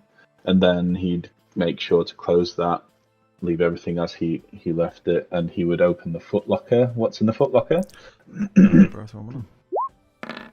Feet. Okay. So you've just What got... did you just roll that one for? What? I was just saying if any of the guards sort of heard you outside and stuff, you know. Okay. Sort of, yeah. So I'm going to roll. If they get a nat 20, they do. If they don't, then nothing and stuff. So it's just sort of, you know, if you're doing things, then that's it. Okay. So there's like there's some clothes. There's a few sort of kind of crumpled sort of maps and things. There's a sort of quite an ornate looking sword within there. Some jewels and things like that. Okay, well, Arna would think this is a good place to stash these daggers, so he'd gently kind of bundle them in one of bits of cloth in there and put them on the side near the sword and quietly close the footlocker. Okay. And once he's satisfied, he will just dimension door right back to his quarters. Okay, cool. So you're not hurt or anything. You place the items in his bedroom. You go to your room. Are you going to join him at breakfast, or are you Absolutely, yeah. As soon as I'm back in that room, I will be coming out like I've just woken up and washed, and I will join Subin at breakfast and just act normal. Okay, so basically. you make your way to breakfast, and he's like, Bard, play me that new tune you were meant to be playing me. Of course, my lord.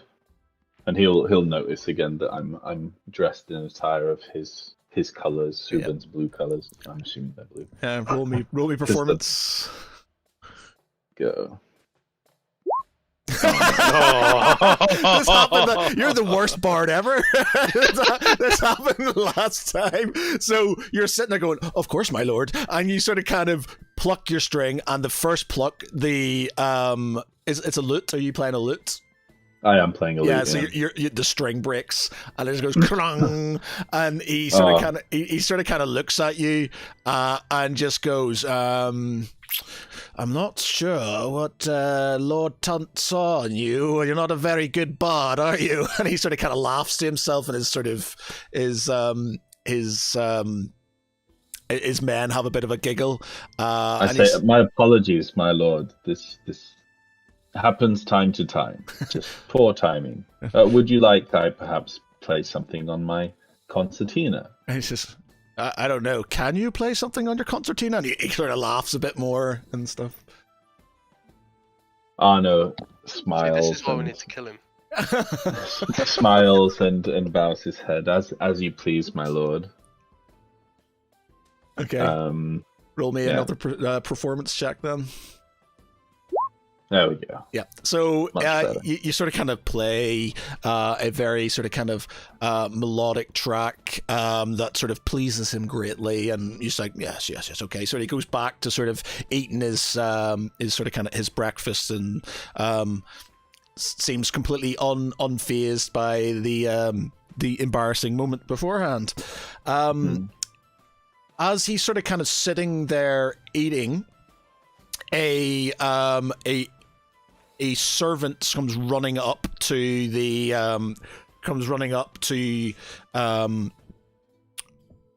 Triarch Suburn and sort of whispers in his ear. He sort of kind of spits out the food that he's got in his mouth. And he says, "What? Outside? What is he? What?" And he sort of kind of stands up and sort of kind of waves his man. He starts walking towards the balcony to sort of kind of oversee the city. Mm-hmm. Okay. Yep. Yeah, Arno tries to. Is something the matter, my lord? He says there. I've been informed that Triarch Agover and some of his retinue and Lady Taunt are outside my gates demanding to speak with me. And Arno will say, "But my lord, we did expect this. Perhaps they got here sooner than we expected." He says, "Remain calm. They have nothing on us." He says, and he sort of kind of says, have they got their army? Have they got an army with them? And the guard sort of kind of has a whisper to, sorry, not the guard, the servant sort of talks to one of the guards, and they sort of, shrug their shoulders pretty much, and he's just like, "Oh, you're bloody useless. Find out if there's armies around here. Go now!" And they sort of kind of scurry off to sort of kind of try and find out what's going on. Mm-hmm. I will, while this is going on, I will move over to the side, just out of eye shot of anybody, and momentarily just close my eyes and focus on Flynn. And I will cast light on through my owl onto a roof tile or something that he's stood on, and illuminate that tile in like bright green light, and then I'll get Flynn to fly off in the direction south and hopefully sort of signal with this bright light in the sky that this is the sign that the plan is. My part is done, and it's time to approach. Okay. So, Lady Taunt, and Agover, and Tharaval, who's sort of dressed as one of her retinue, and Eldrith, who's dressed, who's back in her sort of Order of the Waning Moon garb. Sort of go to the gates and demand to speak to Suburn. They insist they must talk about the situation and the arrest of the traitors of Balon. Let's see how we're going to do this. Okay, so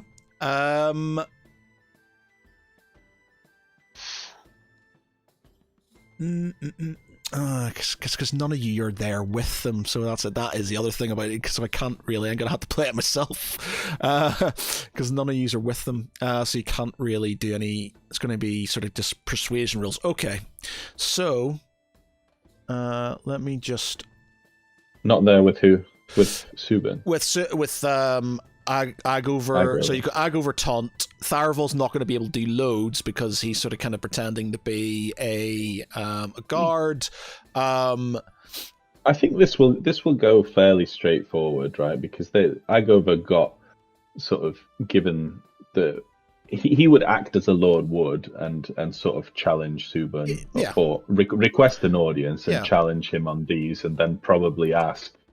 Okay, yeah. So we need to see your stuff. Okay, yeah. So I would. Oh, yeah. Okay, we'll say he sort of kind of goes through the gates. They're allowed through the gates, and they make their way to the citadel. Tharaval, are you staying with them? Or are you staying back? He's staying with them. I think Ceravel was probably working his way in the tunnels that they went in before. Again, just sort of trying to sort of stay out of eyesight and stuff like that. But Tharaval is basically part of the retinue that are sort of going to confront Stuburn. Okay.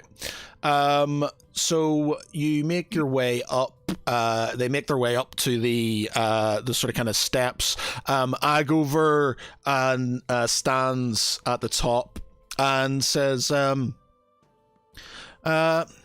Triarch Agover, Lady Tunt, what do I owe this presence? They sort of, I was going to say waiting for somebody to reply, but it's me. So they basically, it's me. That's the other thing about not having party members. So they say, Lord Agro is just like, I believe you have, there being charges made against you, Triarch Suburn. As you know, it is by law. These accusations must be heard. He says, "What bloody accusations? This traitor and her minions have set an army against me. It says I should have all of you arrested." Agover says, "My Lord Triarch, Triarch Suburn, I am not here to cause war in this land. I'm here to find out the truth and to deal with the situation. Now, may we have an audience?" Suburn sort of like bristling and sort of just generally quite annoyed. Lady Taunt sort of says, my lord Suburn, it has come to our attention that somebody is making accusations against yourself, and we are here just to prove your innocence. I swear this on my father's name. Remember, I try and roll deception with her. Where is she? Where is she? Lady Taunt. There she is.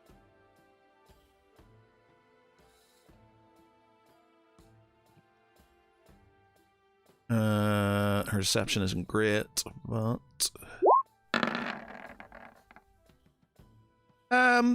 yeah, he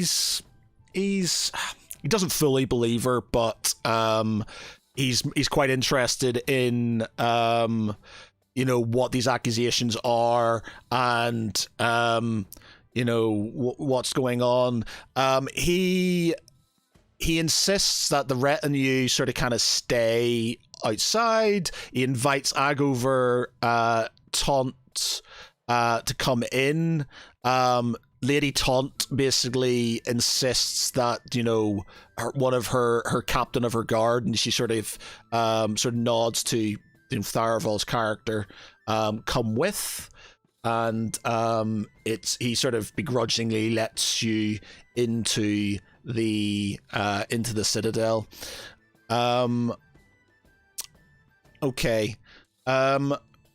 While this is happening, what are the rest of you doing? No, don't go to Val. just let's play this out. Go ahead. I mean, you're not getting anywhere so far. So. We are. Oh, sorry. Let me just talk through my problems. No, I've got a sword for a reason. Okay, so I'm gonna go. So Ceravel is sort of sneaked in. Tharaval's with yous in the citadel. What are Lance, Galandra, and Valashul? What are you sort of? You do see this green, this very sort of kind of bright green light shining from the city, like this sort of beacon coming from the city.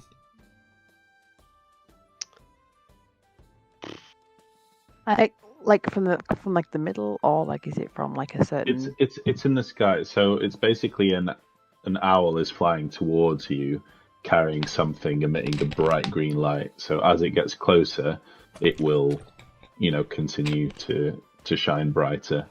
And you were looking for a sign that was just Arno's way of trying to give you a green light. Interpret it as It is not a war good call. omen from Bahamut. Fucking religious nut. He's really. He turns to all the men and he's like, "Look, we are blessed by the god." I'm just scoffed. Don't suppose I've heard anything from the Sending Stone, have I? It would have been the next day. It would have been the next day. So The next day. yeah, so you can use it if you want to sort of send a message to, or if Arno, if you want to send a message to them through the Sending Stone. I don't have a sending. Oh yeah, Doesn't have it, I've got it. Tharaval has it. Yeah. So Tharaval, are you sending? You can say we're in the Citadel. I don't think there's any reason yet to be, because basically we're risk still yourself, in talks. yeah. One, to risk myself, and there's no information that we haven't been successful, we haven't been unsuccessful. Basically, if we're gonna save it, and if something goes to shit, then we can use the Sending Stone, or if things go well, then we can use the Sending Stone. But until we have a bit more confirmation as to the situation, there's no point in using it. Okay, so what's your insight for? I was just trying to see if Arno might look at the entourage and see who's accompanying Lady Tunt, and not recognizing him, would he get any kind of feeling that someone from the party would be trying to accompany her? Like basically Tharaval's disguise. Would I see through it? You wouldn't see it through it in of the 14. No, you'd sort of, because he's you don't recognize. She says it's her guard captain, but you've met guard captain Anders, so that's not guard captain Anders. So that's slightly odd to you. If you put two and two together, I guess it's a possibility. But yeah, so there's the two of them, and there's guard captain Anders, or no, there's not guard captain Anders. What she calls her guard captain with her. So there is basically so if you are at Y23, or is it Y23, I guess, just below that tree symbol to the right, it's basically 5 miles to the city walls. Okay, so if Valshul is making ready with his men and stuff to move forward, I thought we were in B24 and stuff because we were supposed to be felling troops. Sorry, I may have missed something.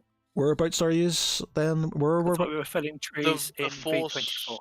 The forces are divided. I didn't know what you two, like Galandra and Lance, were going to be doing. I was going to be overseeing them chopping down trees. Yeah, so you'll be in V24 because you're chopping down trees. And I think at the moment I'm keeping an eye on you. Okay, so you're with me. Okay. Yeah. Okay, so you've got, that's, for all intents and purposes, you've got we'll say, it's going to take you, a couple of hours to get everything ready and to be near the walls. So that gives, them a bit of time to sort of try and do the thing by the time before you sort of kind of turn up on the doorstep and sort of do what needs to be done effectively. So, who was the sigh from? Danny, I think. I think Freddy's up again. Per Freddy. Tharaval, seeing Arno sort of in the vicinity, because Arno will be trying to stick as closely to Subin as possible without him sort of shooing him away. Would you try and make any kind of sign as that who you are? He would, but I think for the time being, he's just sort of trying to stay quiet. But when the time is right, I think basically at some point he's going to give a hint, possibly from something that has happened with them in the past that only he will maybe sort of trigger it as like, or something along the lines of like don't you be disappearing off, or something something subtle like that. But okay. All right, we'll wait for DM to set it up then. Okay, so you go into his basically throne room, and he sits down on his chair, and in front of him he has some of his retinue beside, and a lot of sort of kind of very interested looking courtiers sort of around. Lady Taunt, Agover, Ragover's maybe got a couple of men with them as well. Lady Taunt's got Tharaval and Eldrith with him, and he sort of kind of sits down and he says, "So, well, the Order of the Waning Moon here as well. What brings you to these parts?" Eldrith, would he have had Arno sort of by his side as a yeah, you'd probably be yeah. Standing there. Yeah, cool. Yeah. He says, "What brings you here?" She sort of. I'll let you do your Eldrith thing. What she says. I'm not going to do a woman voice, okay? Yeah. Let's be straight about that. I want to hear it. I want to hear it. Come on. How would it? At least how would it sound? 3 words. It wouldn't. I can't even imagine it, Mark. No, exactly. So that's a blessing. But yeah, so as you know, one of the things that we do is we keep an eye and we try to avoid the incoming corruption from affecting things. And with the way that things are at the moment, I felt it would be appropriate to accompany and observe the way things are going over here, because the last thing that any of us need is for this land to fall on itself at such a dangerous time. He says, "Well, it would seem some work against us." I'm not sure what her rank is going to be. I don't know, lead ranger or something along those lines. I've done that. Yeah, so lead ranger. It seems your companions, I'm hoping, Triarch Agover excluded, are here to lay low this land. He says, "So spit it out. What is it? What am I accused of?" I am merely an observer. Lord. So Lady Taunt sort of doesn't say anything. Agover basically just says, "Well, I'll just out with it then, Triarch Subern. It has come to my attention that you are accused of the highest treason in this land. You are accused of accounts of conspiring with the enemy, treachery, and selling Balon to the dark forces that assail it. How do you plead?" Subern laughs, like just sort of laughs, and he sort of kind of hits Arno, like he's proper lolling, and sort of kind of do you believe this? I'm the traitor. I'm the traitor. Laughs along and says, "This is preposterous, my lord." I says, "What proof do you have of my treachery?" Agover sort of turns to Lady Taunt. Well, actually, that's the thing. What was the agreed sort of plan on at this point? By the way, I'm not sure. What was the sort of view? The party convinced them or Agover of this, and that they need to find basically that there would be proof So I think we'll be going to try and uncover that proof. Okay. So Agover says, I've been told that there is proof in this very citadel of your treachery. And he said, and what? So you want me to let you rifle through my stuff? Let you go through my things to prove something that isn't true? You offend me, sir. You offend me. Agover says, my lord, I am not here to offend you. If you have nothing to hide, then there is nothing. I have not. And he sort of cuts him off. I have nothing to hide. There is nothing wrong. These treacherous dogs, with their army, no doubt at my gates, are here to cause this thing. How can you believe them? We have been at each other's side for many years, Agover. How can you even believe them? And he sort of kind of holds up his hands and says,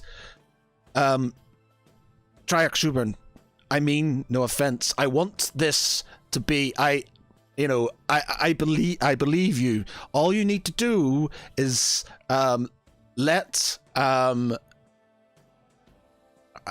my men search your quarters and your war room, and then we will be gone. If it's not true, I will arrest them myself. I will hold them accountable, and they will be on trial, and Lady Taunt will abide by this.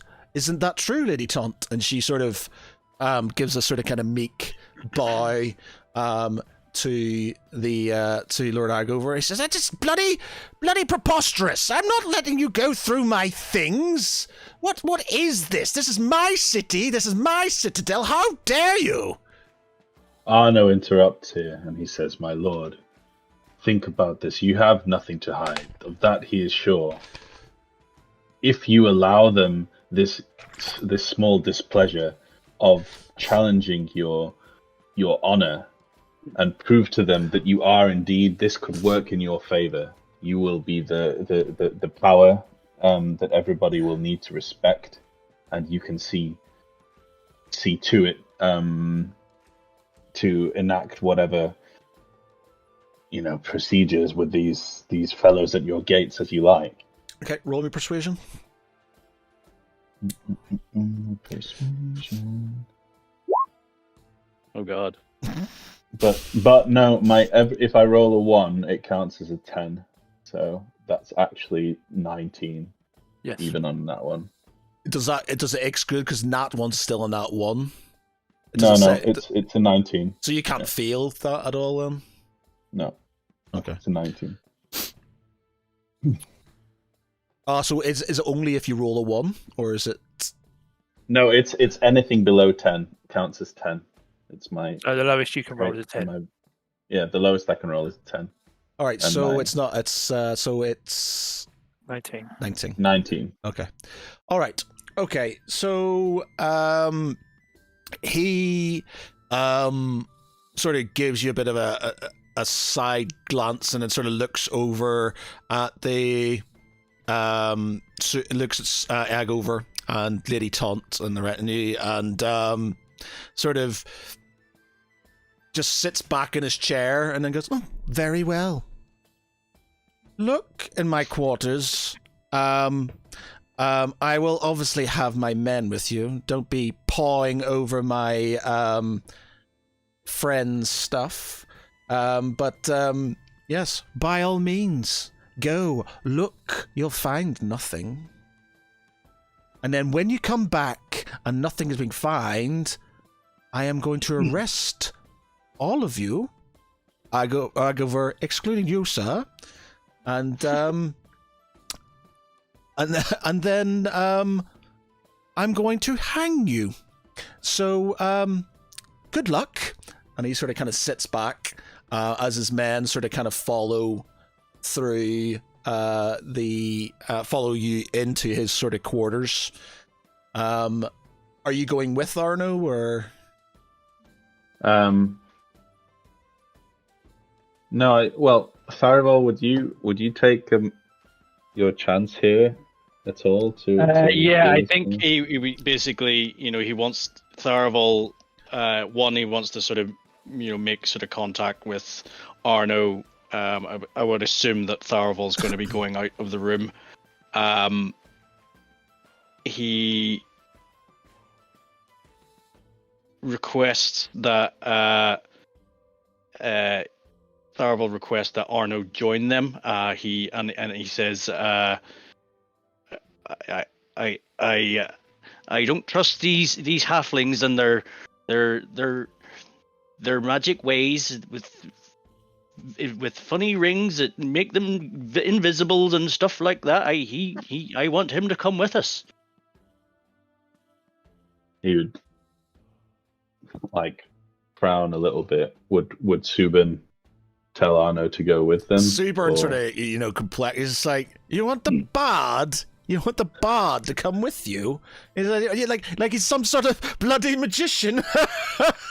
He sort of kind of laughs. He's just like, yeah, fine, okay. Bard, join them. Show them that I have nothing to hide. As you Arno... command, my lord. Arno, at this point, I mean, Matt, are you happy for Arno to have put 2 and 2 together here, or do you want the roll? Yeah. No, so I'll say you sort of kind of okay. So Arno at this point would telepathically message the man who he believes is one of the party, not knowing it's Tharavel, and say, you need to check the footlocker and top drawer of writing desk. And then he would say, my lord Subin, if it's all the same, I do not trust any of them. I would rather stay with you.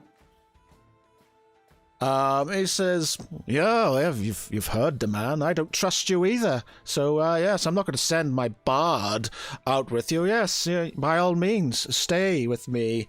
And he sort of calls to his guards and he says, make sure they leave everything where they are. Lord Agover, I trust you have not been tainted by their lies and will conduct yourself in the way we would expect you to.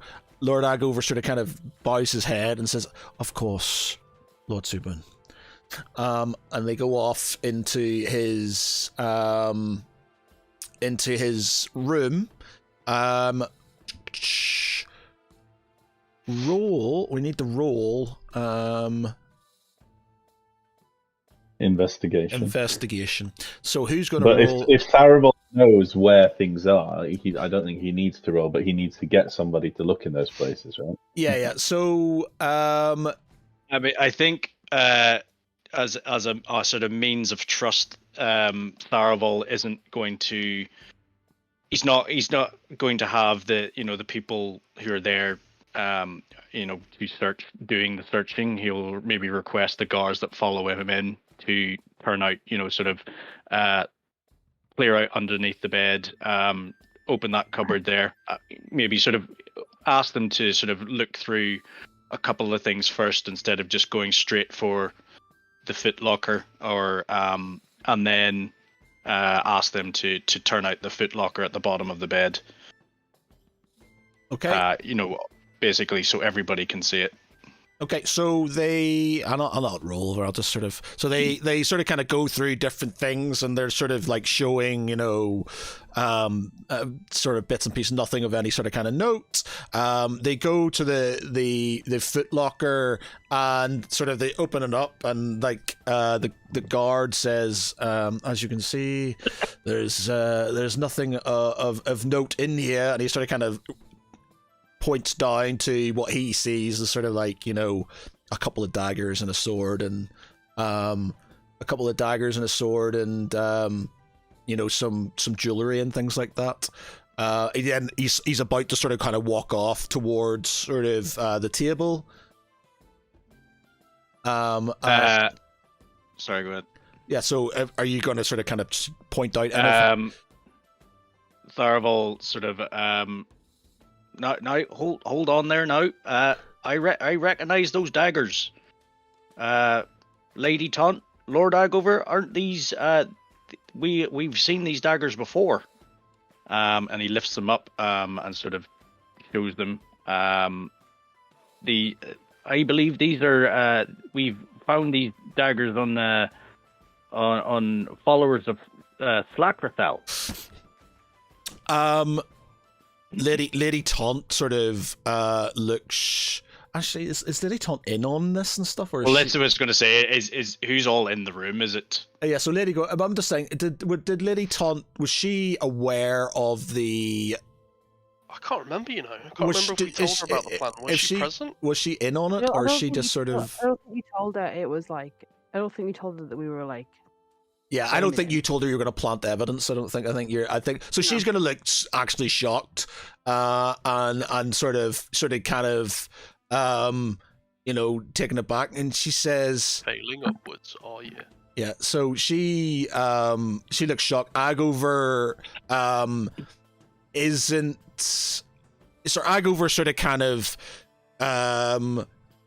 says, surely those could be any sorts of daggers. There's lots of daggers in this. That's where I keep some of my weapons at the foot of my bed. What makes these special? I think Tharaval, sort of knowing and seeing these daggers before, and I'm pretty sure that Lady Taunt will have seen them before as well. He describes the sort of specific markings, and I believe they had a sort of like an engraving of a what do you call them? Kraken. Omen? Yeah, a kraken head on the handle, on the actual blade itself, which was actually the sort of symbol of Flackrathel. So you kind of point this out, and Lady Taunt sort of takes it and hands it to sort of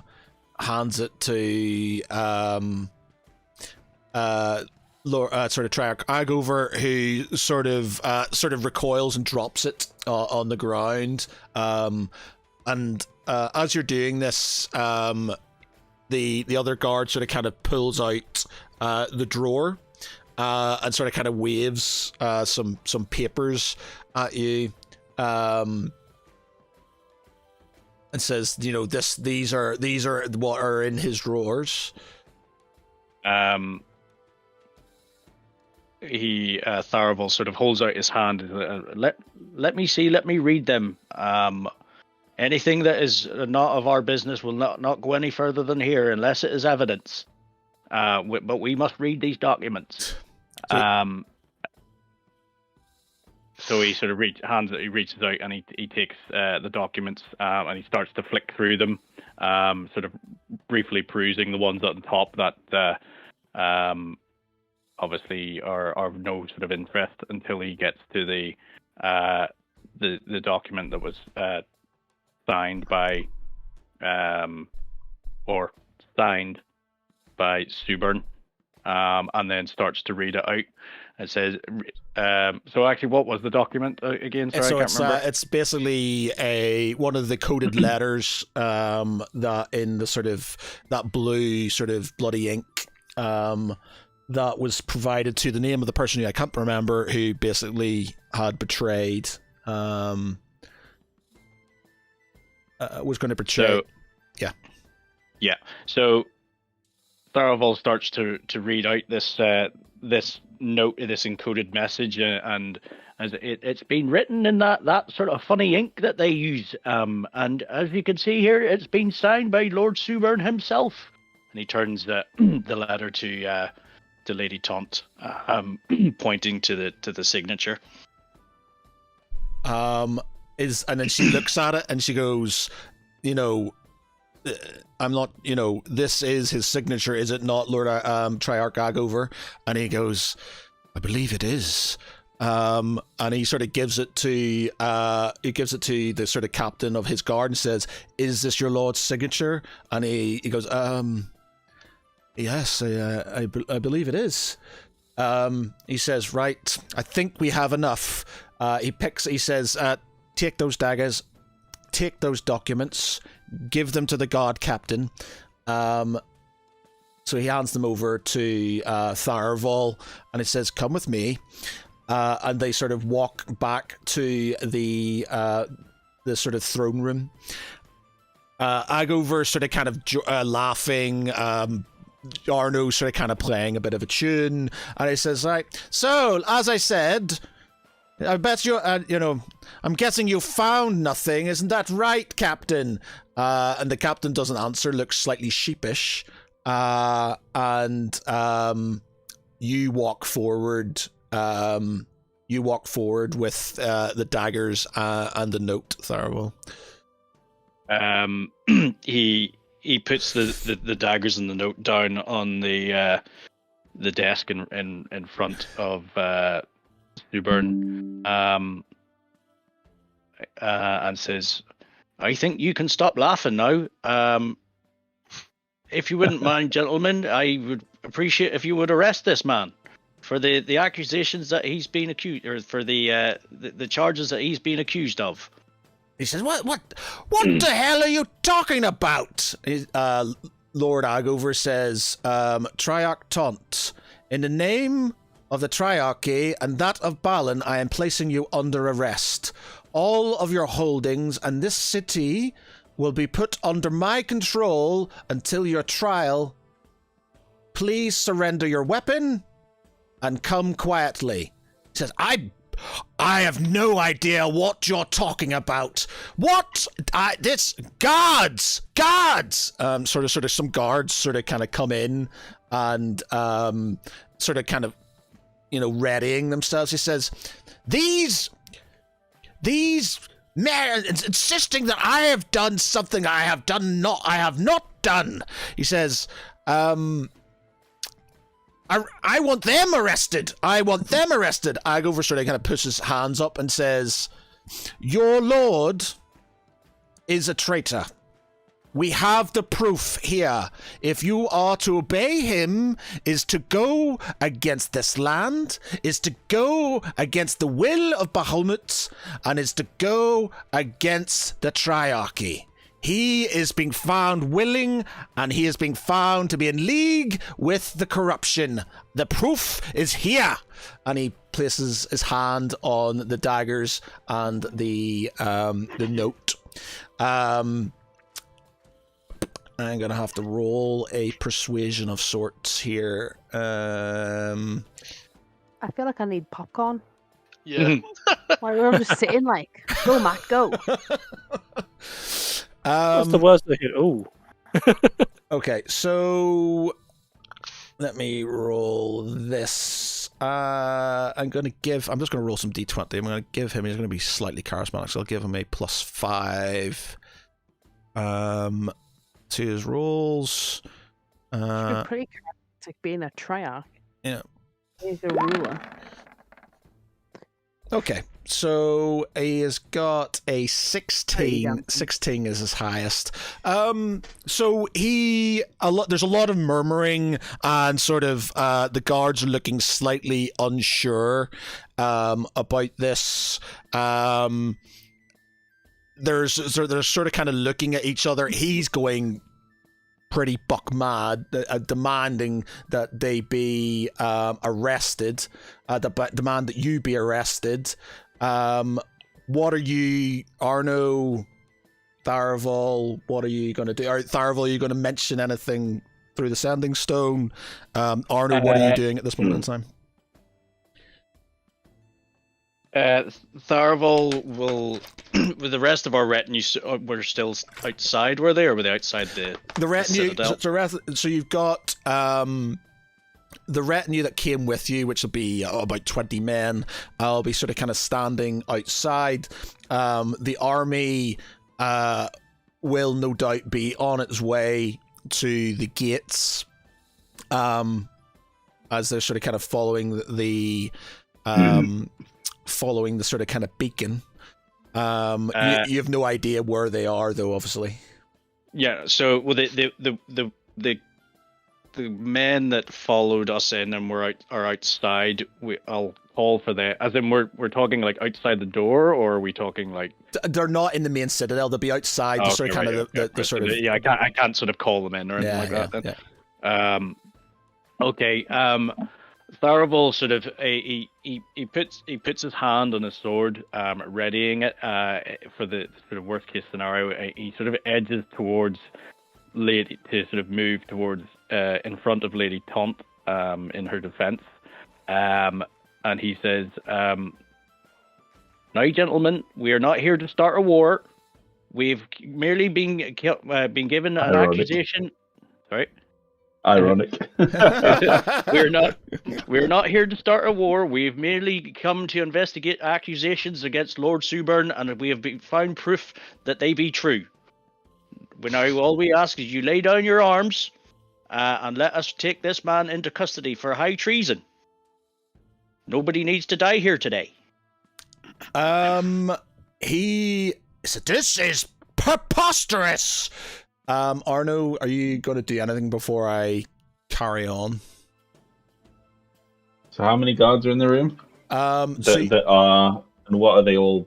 Are they split on? So on you what would to do, you would have sort of like two main guards on either flanking his sort of kind of sort of in front of his throne effectively. You would have a couple of guards at the main sort of kind of door, maybe two guards with in the middle of the sort of. And they all still fully in camp with Subin, right?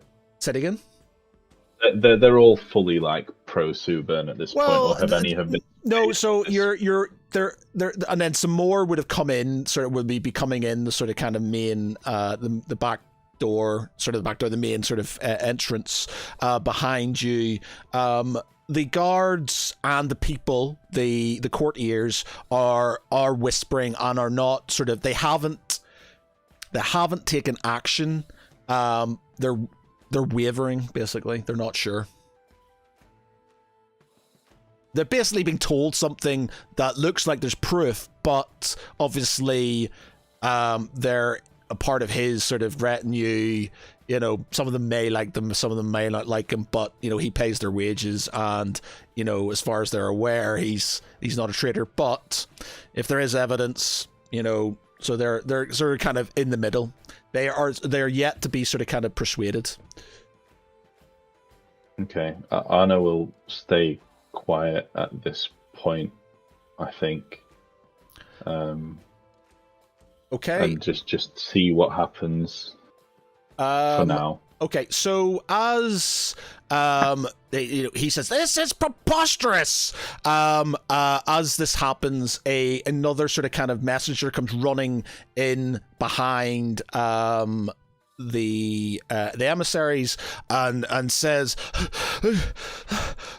Triac, Super, my lord, there's an army at there's an army at the gates. He says, "What? You see, this is it. They plan to take your city. Arrest them!" As he does so, the guards sort of make up their mind and sort of kind of advance on you with their sort of weapons drawn. Fuck.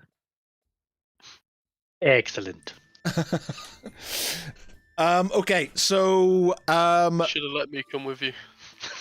okay, so where is there any chance I can say that Serval might have snuck his way into the Citadel by this point? well, he's not. He's at the main gates, isn't he, to keep the gate? Oh open? yeah, sorry, sorry, Yeah, ignore that. Sorry, yeah, you're right. So he's there to open the gates. So at this moment in time, so we'll go back. We'll go over to sort of Tharaval, Lance, Galandra. You sort of kind of march towards. You march towards the city. You start position. I'm not sure. Well, how are you marching towards the city? Straight towards the gates. Like this. Yeah. Yeah. Okay, so you go straight to the gates. Stand out. With a lot of The gates banners sort of slam shut, and you get a call from the walls that says, "What brings you, men in arms, to the city of Suburn?" Is We this were at wondering if we the could borrow same a time? couple of brown Yeah, so shoes. this is basically, so as this is happening in the Citadel, you guys are sort of kind of moving up to the city walls. Okay.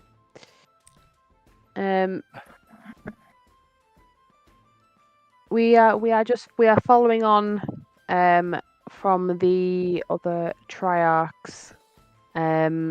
I think you need to pay attention to what is happening inside your walls. Is that what you're saying? You're just. Are you Yeah, going to wasn't say? it announced? Was it announced like at the front gates that they were going in because he was accused of something? No, they just wanted an audience with them, so they don't know at this moment in time what's happening. Okay. Yeah. Right. So you can tell them. You can say if you wish that your lord is accused of treason or whatever. And Am I there? yes, you are there. Okay, Valishal steps forward and calls to the man on the walls and says, "We're here to enforce the apprehension of your liege, for he is in league with the corruption." I'm not very good at speaking, I'll be Sacrifel. honest. Yeah, that's the one. He's in league with Sacrifel. It's just like, what evidence do you have of this accusation? As we speak. Mm-hmm. Yeah, there is evidence as we speak being found against your lord. I suggest you go and deal with that situation and see for yourself. He says, "Stay no further. If you advance on these walls, my men will open fire. I will get to the bottom of this." So he sends off his runner, who sort of kind of runs off. Quick question. Yeah. What sort of fortifications does the gate have? Is it all stone? Is it wood? Yeah, it's a heavily fortified city. It's quite a big thick walls, reinforced sort of gatehouse, towers, the works. It's a main city, so it's well protected. Yeah. How long will it take for the messenger to go and get back? It'll take him sort of I think I had a map of Suburn flying around, but it's sort of like it's at the other. It'll take, I don't know, maybe an hour for them to sort of kind of get there and back, sort of with any sort of wet message. He comes in, obviously, while he's off,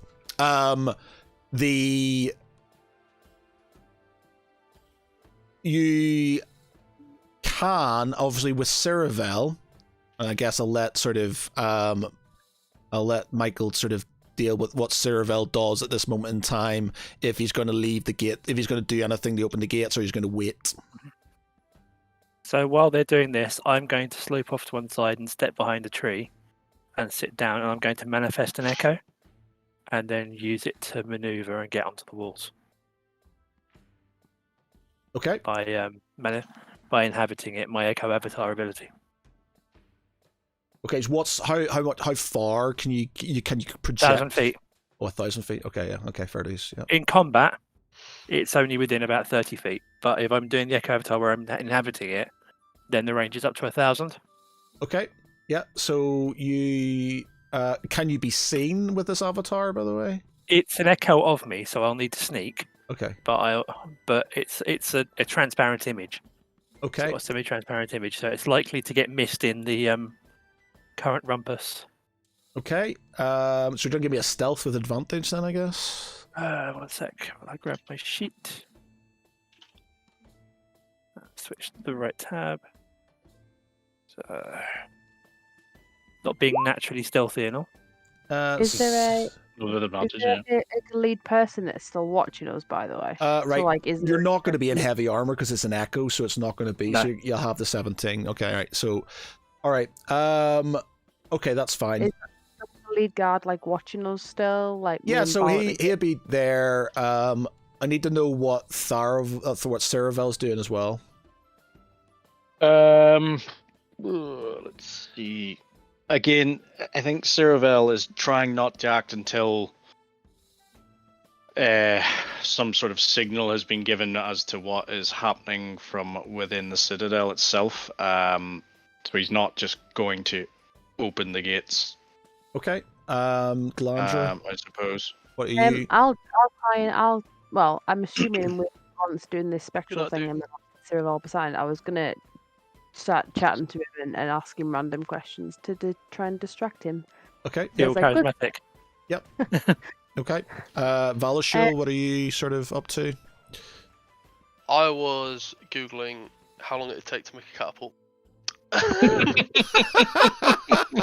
I thought that would have been in your preparations beforehand. It was battering ram, but then I was thinking like, how long? Well, Sitting on the ChatGPT says catapult and it's catapult. 1 to 2 days. I think you'd need sort of like trebuchets, to be honest, not over Yeah. over Well, catapults. okay, For so those my sorts of thinking fortifications. is we've got gunpowder. Yeah. All we need to do is be able to throw that gunpowder onto the walls. Nope, won't work. Gunpowder doesn't work that way because it will just reflect off the outside. That's why you That's have fine, but I armor-piercing can shells. fly, and I've got. What if there was a passage underneath the walls that Ceravel knew about that you could plant a whole load of gunpowder in Helm's Very Deep Game style? of Thrones. Yeah. Yeah. Okay, so you are planning, I'm assuming, are you going off to sort of kind of plant dynamite effectively underneath the city walls? Not yet, 'cause- I'm terrible. Not the Sarah. guard. I'm distracting the guard and asking him what fine clothing merchant he has within the walls and flicking my hair across. He's just like, it's a very odd question, but we have many fine tailors in this city. We have the finest tailors in all of Balon, indeed. He's still a bit sort of confused by the whole conversation, though. So, but That's the point. Val says, "I see you're proud of your city. How well does Lord Suburn run it?" He sort of says, efficiently, of course. We're an efficient and well-run city. Insight. You roll. I'm rolling insight to see if he's like completely like pro Suburn or if he has any grievances or disagreements. You or can anything tell like that. he doesn't fully believe what he's saying. You can tell that he's sort of, he's saying it because That's what they say. that's what they would say, because he doesn't want to get in trouble, sort of thing. But you can tell he's not fully telling you the truth. Or he doesn't, or at least he doesn't fully believe it. Okay, so back in the throne room, with the guards sort of advancing on you, does anybody want to say anything or do anything before I have to roll initiative, make people roll initiative? Jesus Christ. Diffuse. Let's think. I know I'll say at this point, it says, "My lord, surely there's some explanation.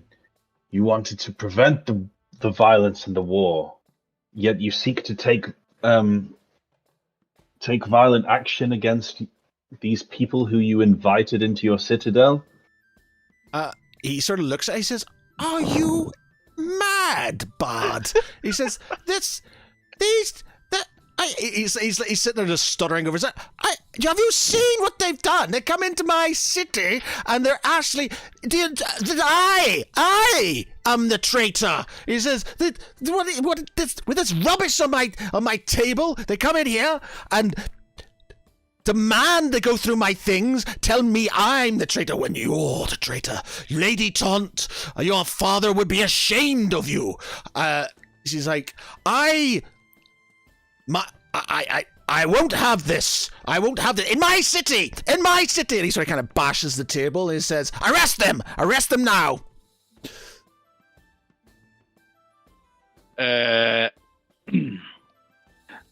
Again, Tharaval sort of backs Lady Taunt off, to a bit of safety in a corner, and round the side of the table beside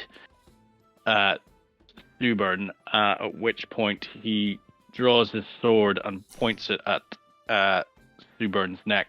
And he says, now there, gentlemen, let's not get rash here. I just wish to take this man in and see that justice is done. And if you move any further, this will not be there'll not be a court hearing. There'll be a funeral.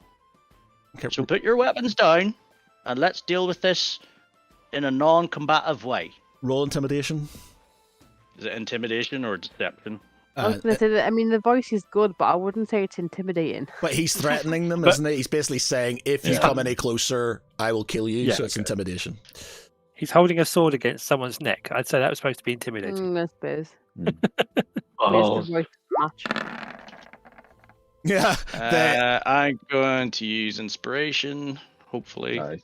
don't think it's going to work because I've got Let's see him roll a minus, double one, shall got we? -1 for intimidation. Oh, fuck's sake. Your sort of kind of yokel accent is could be further from intimidating. They sort of move forward with little care of what you've said. Sorry. As one that last- happens, Elderith steps forward, draws her bow, strings an arrow, and holds that against the back of the Lord's head, and said, "I suggest if you won't take him seriously, you take me seriously." She's got -1 intimidation. Yeah. Same as me then. Oh my god, so many fours! I had to try. Yeah. I had to try. Okay. I'll give Arno. You're the only person left to try and do anything. Otherwise, I'm just gonna roll combat. For God's sake, use one of your biggest, your attribute points or something. I didn't. Use something that you're good at.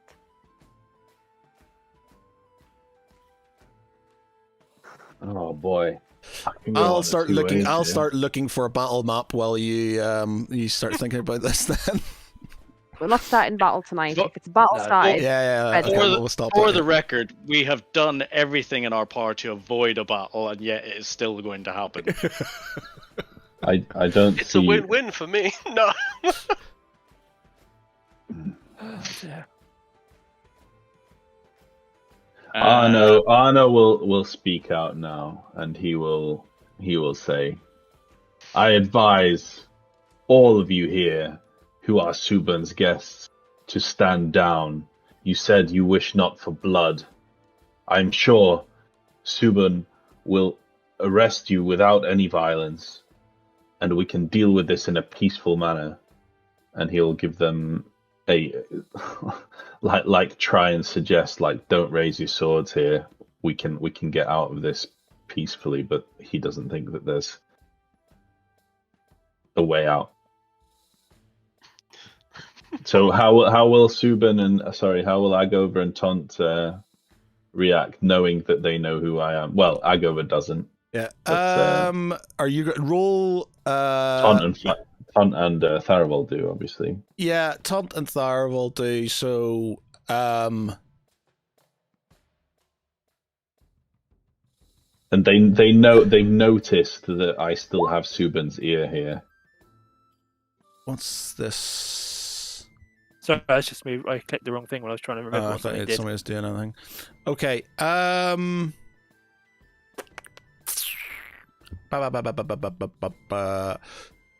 You know, persuasion. Yeah, go on. Roll me a persuasion. Okay.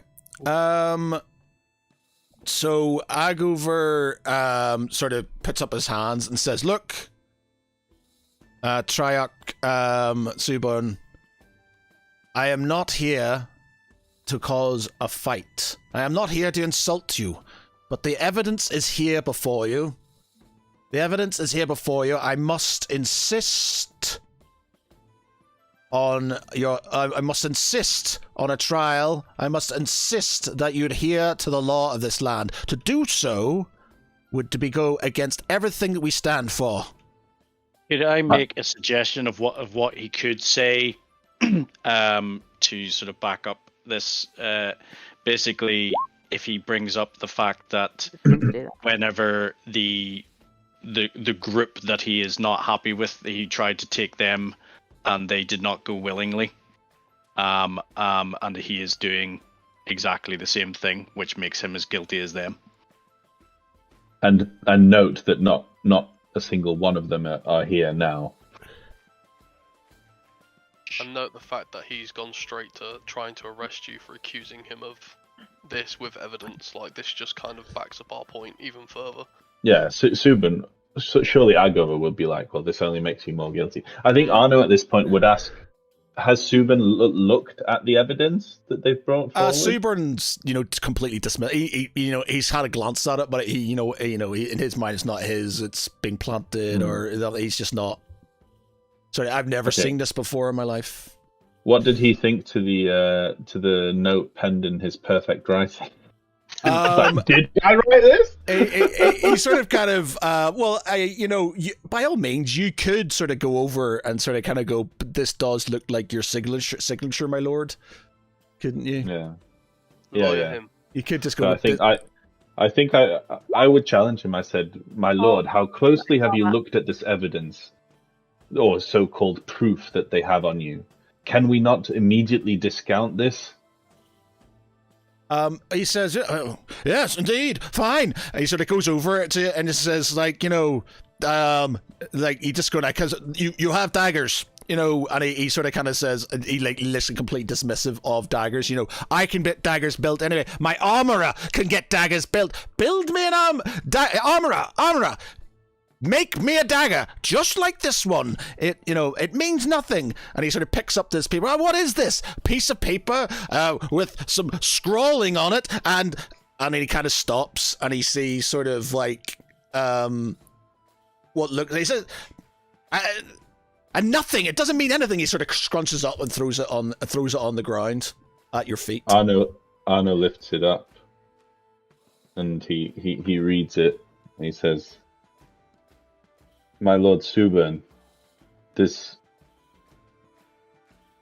this not your writing?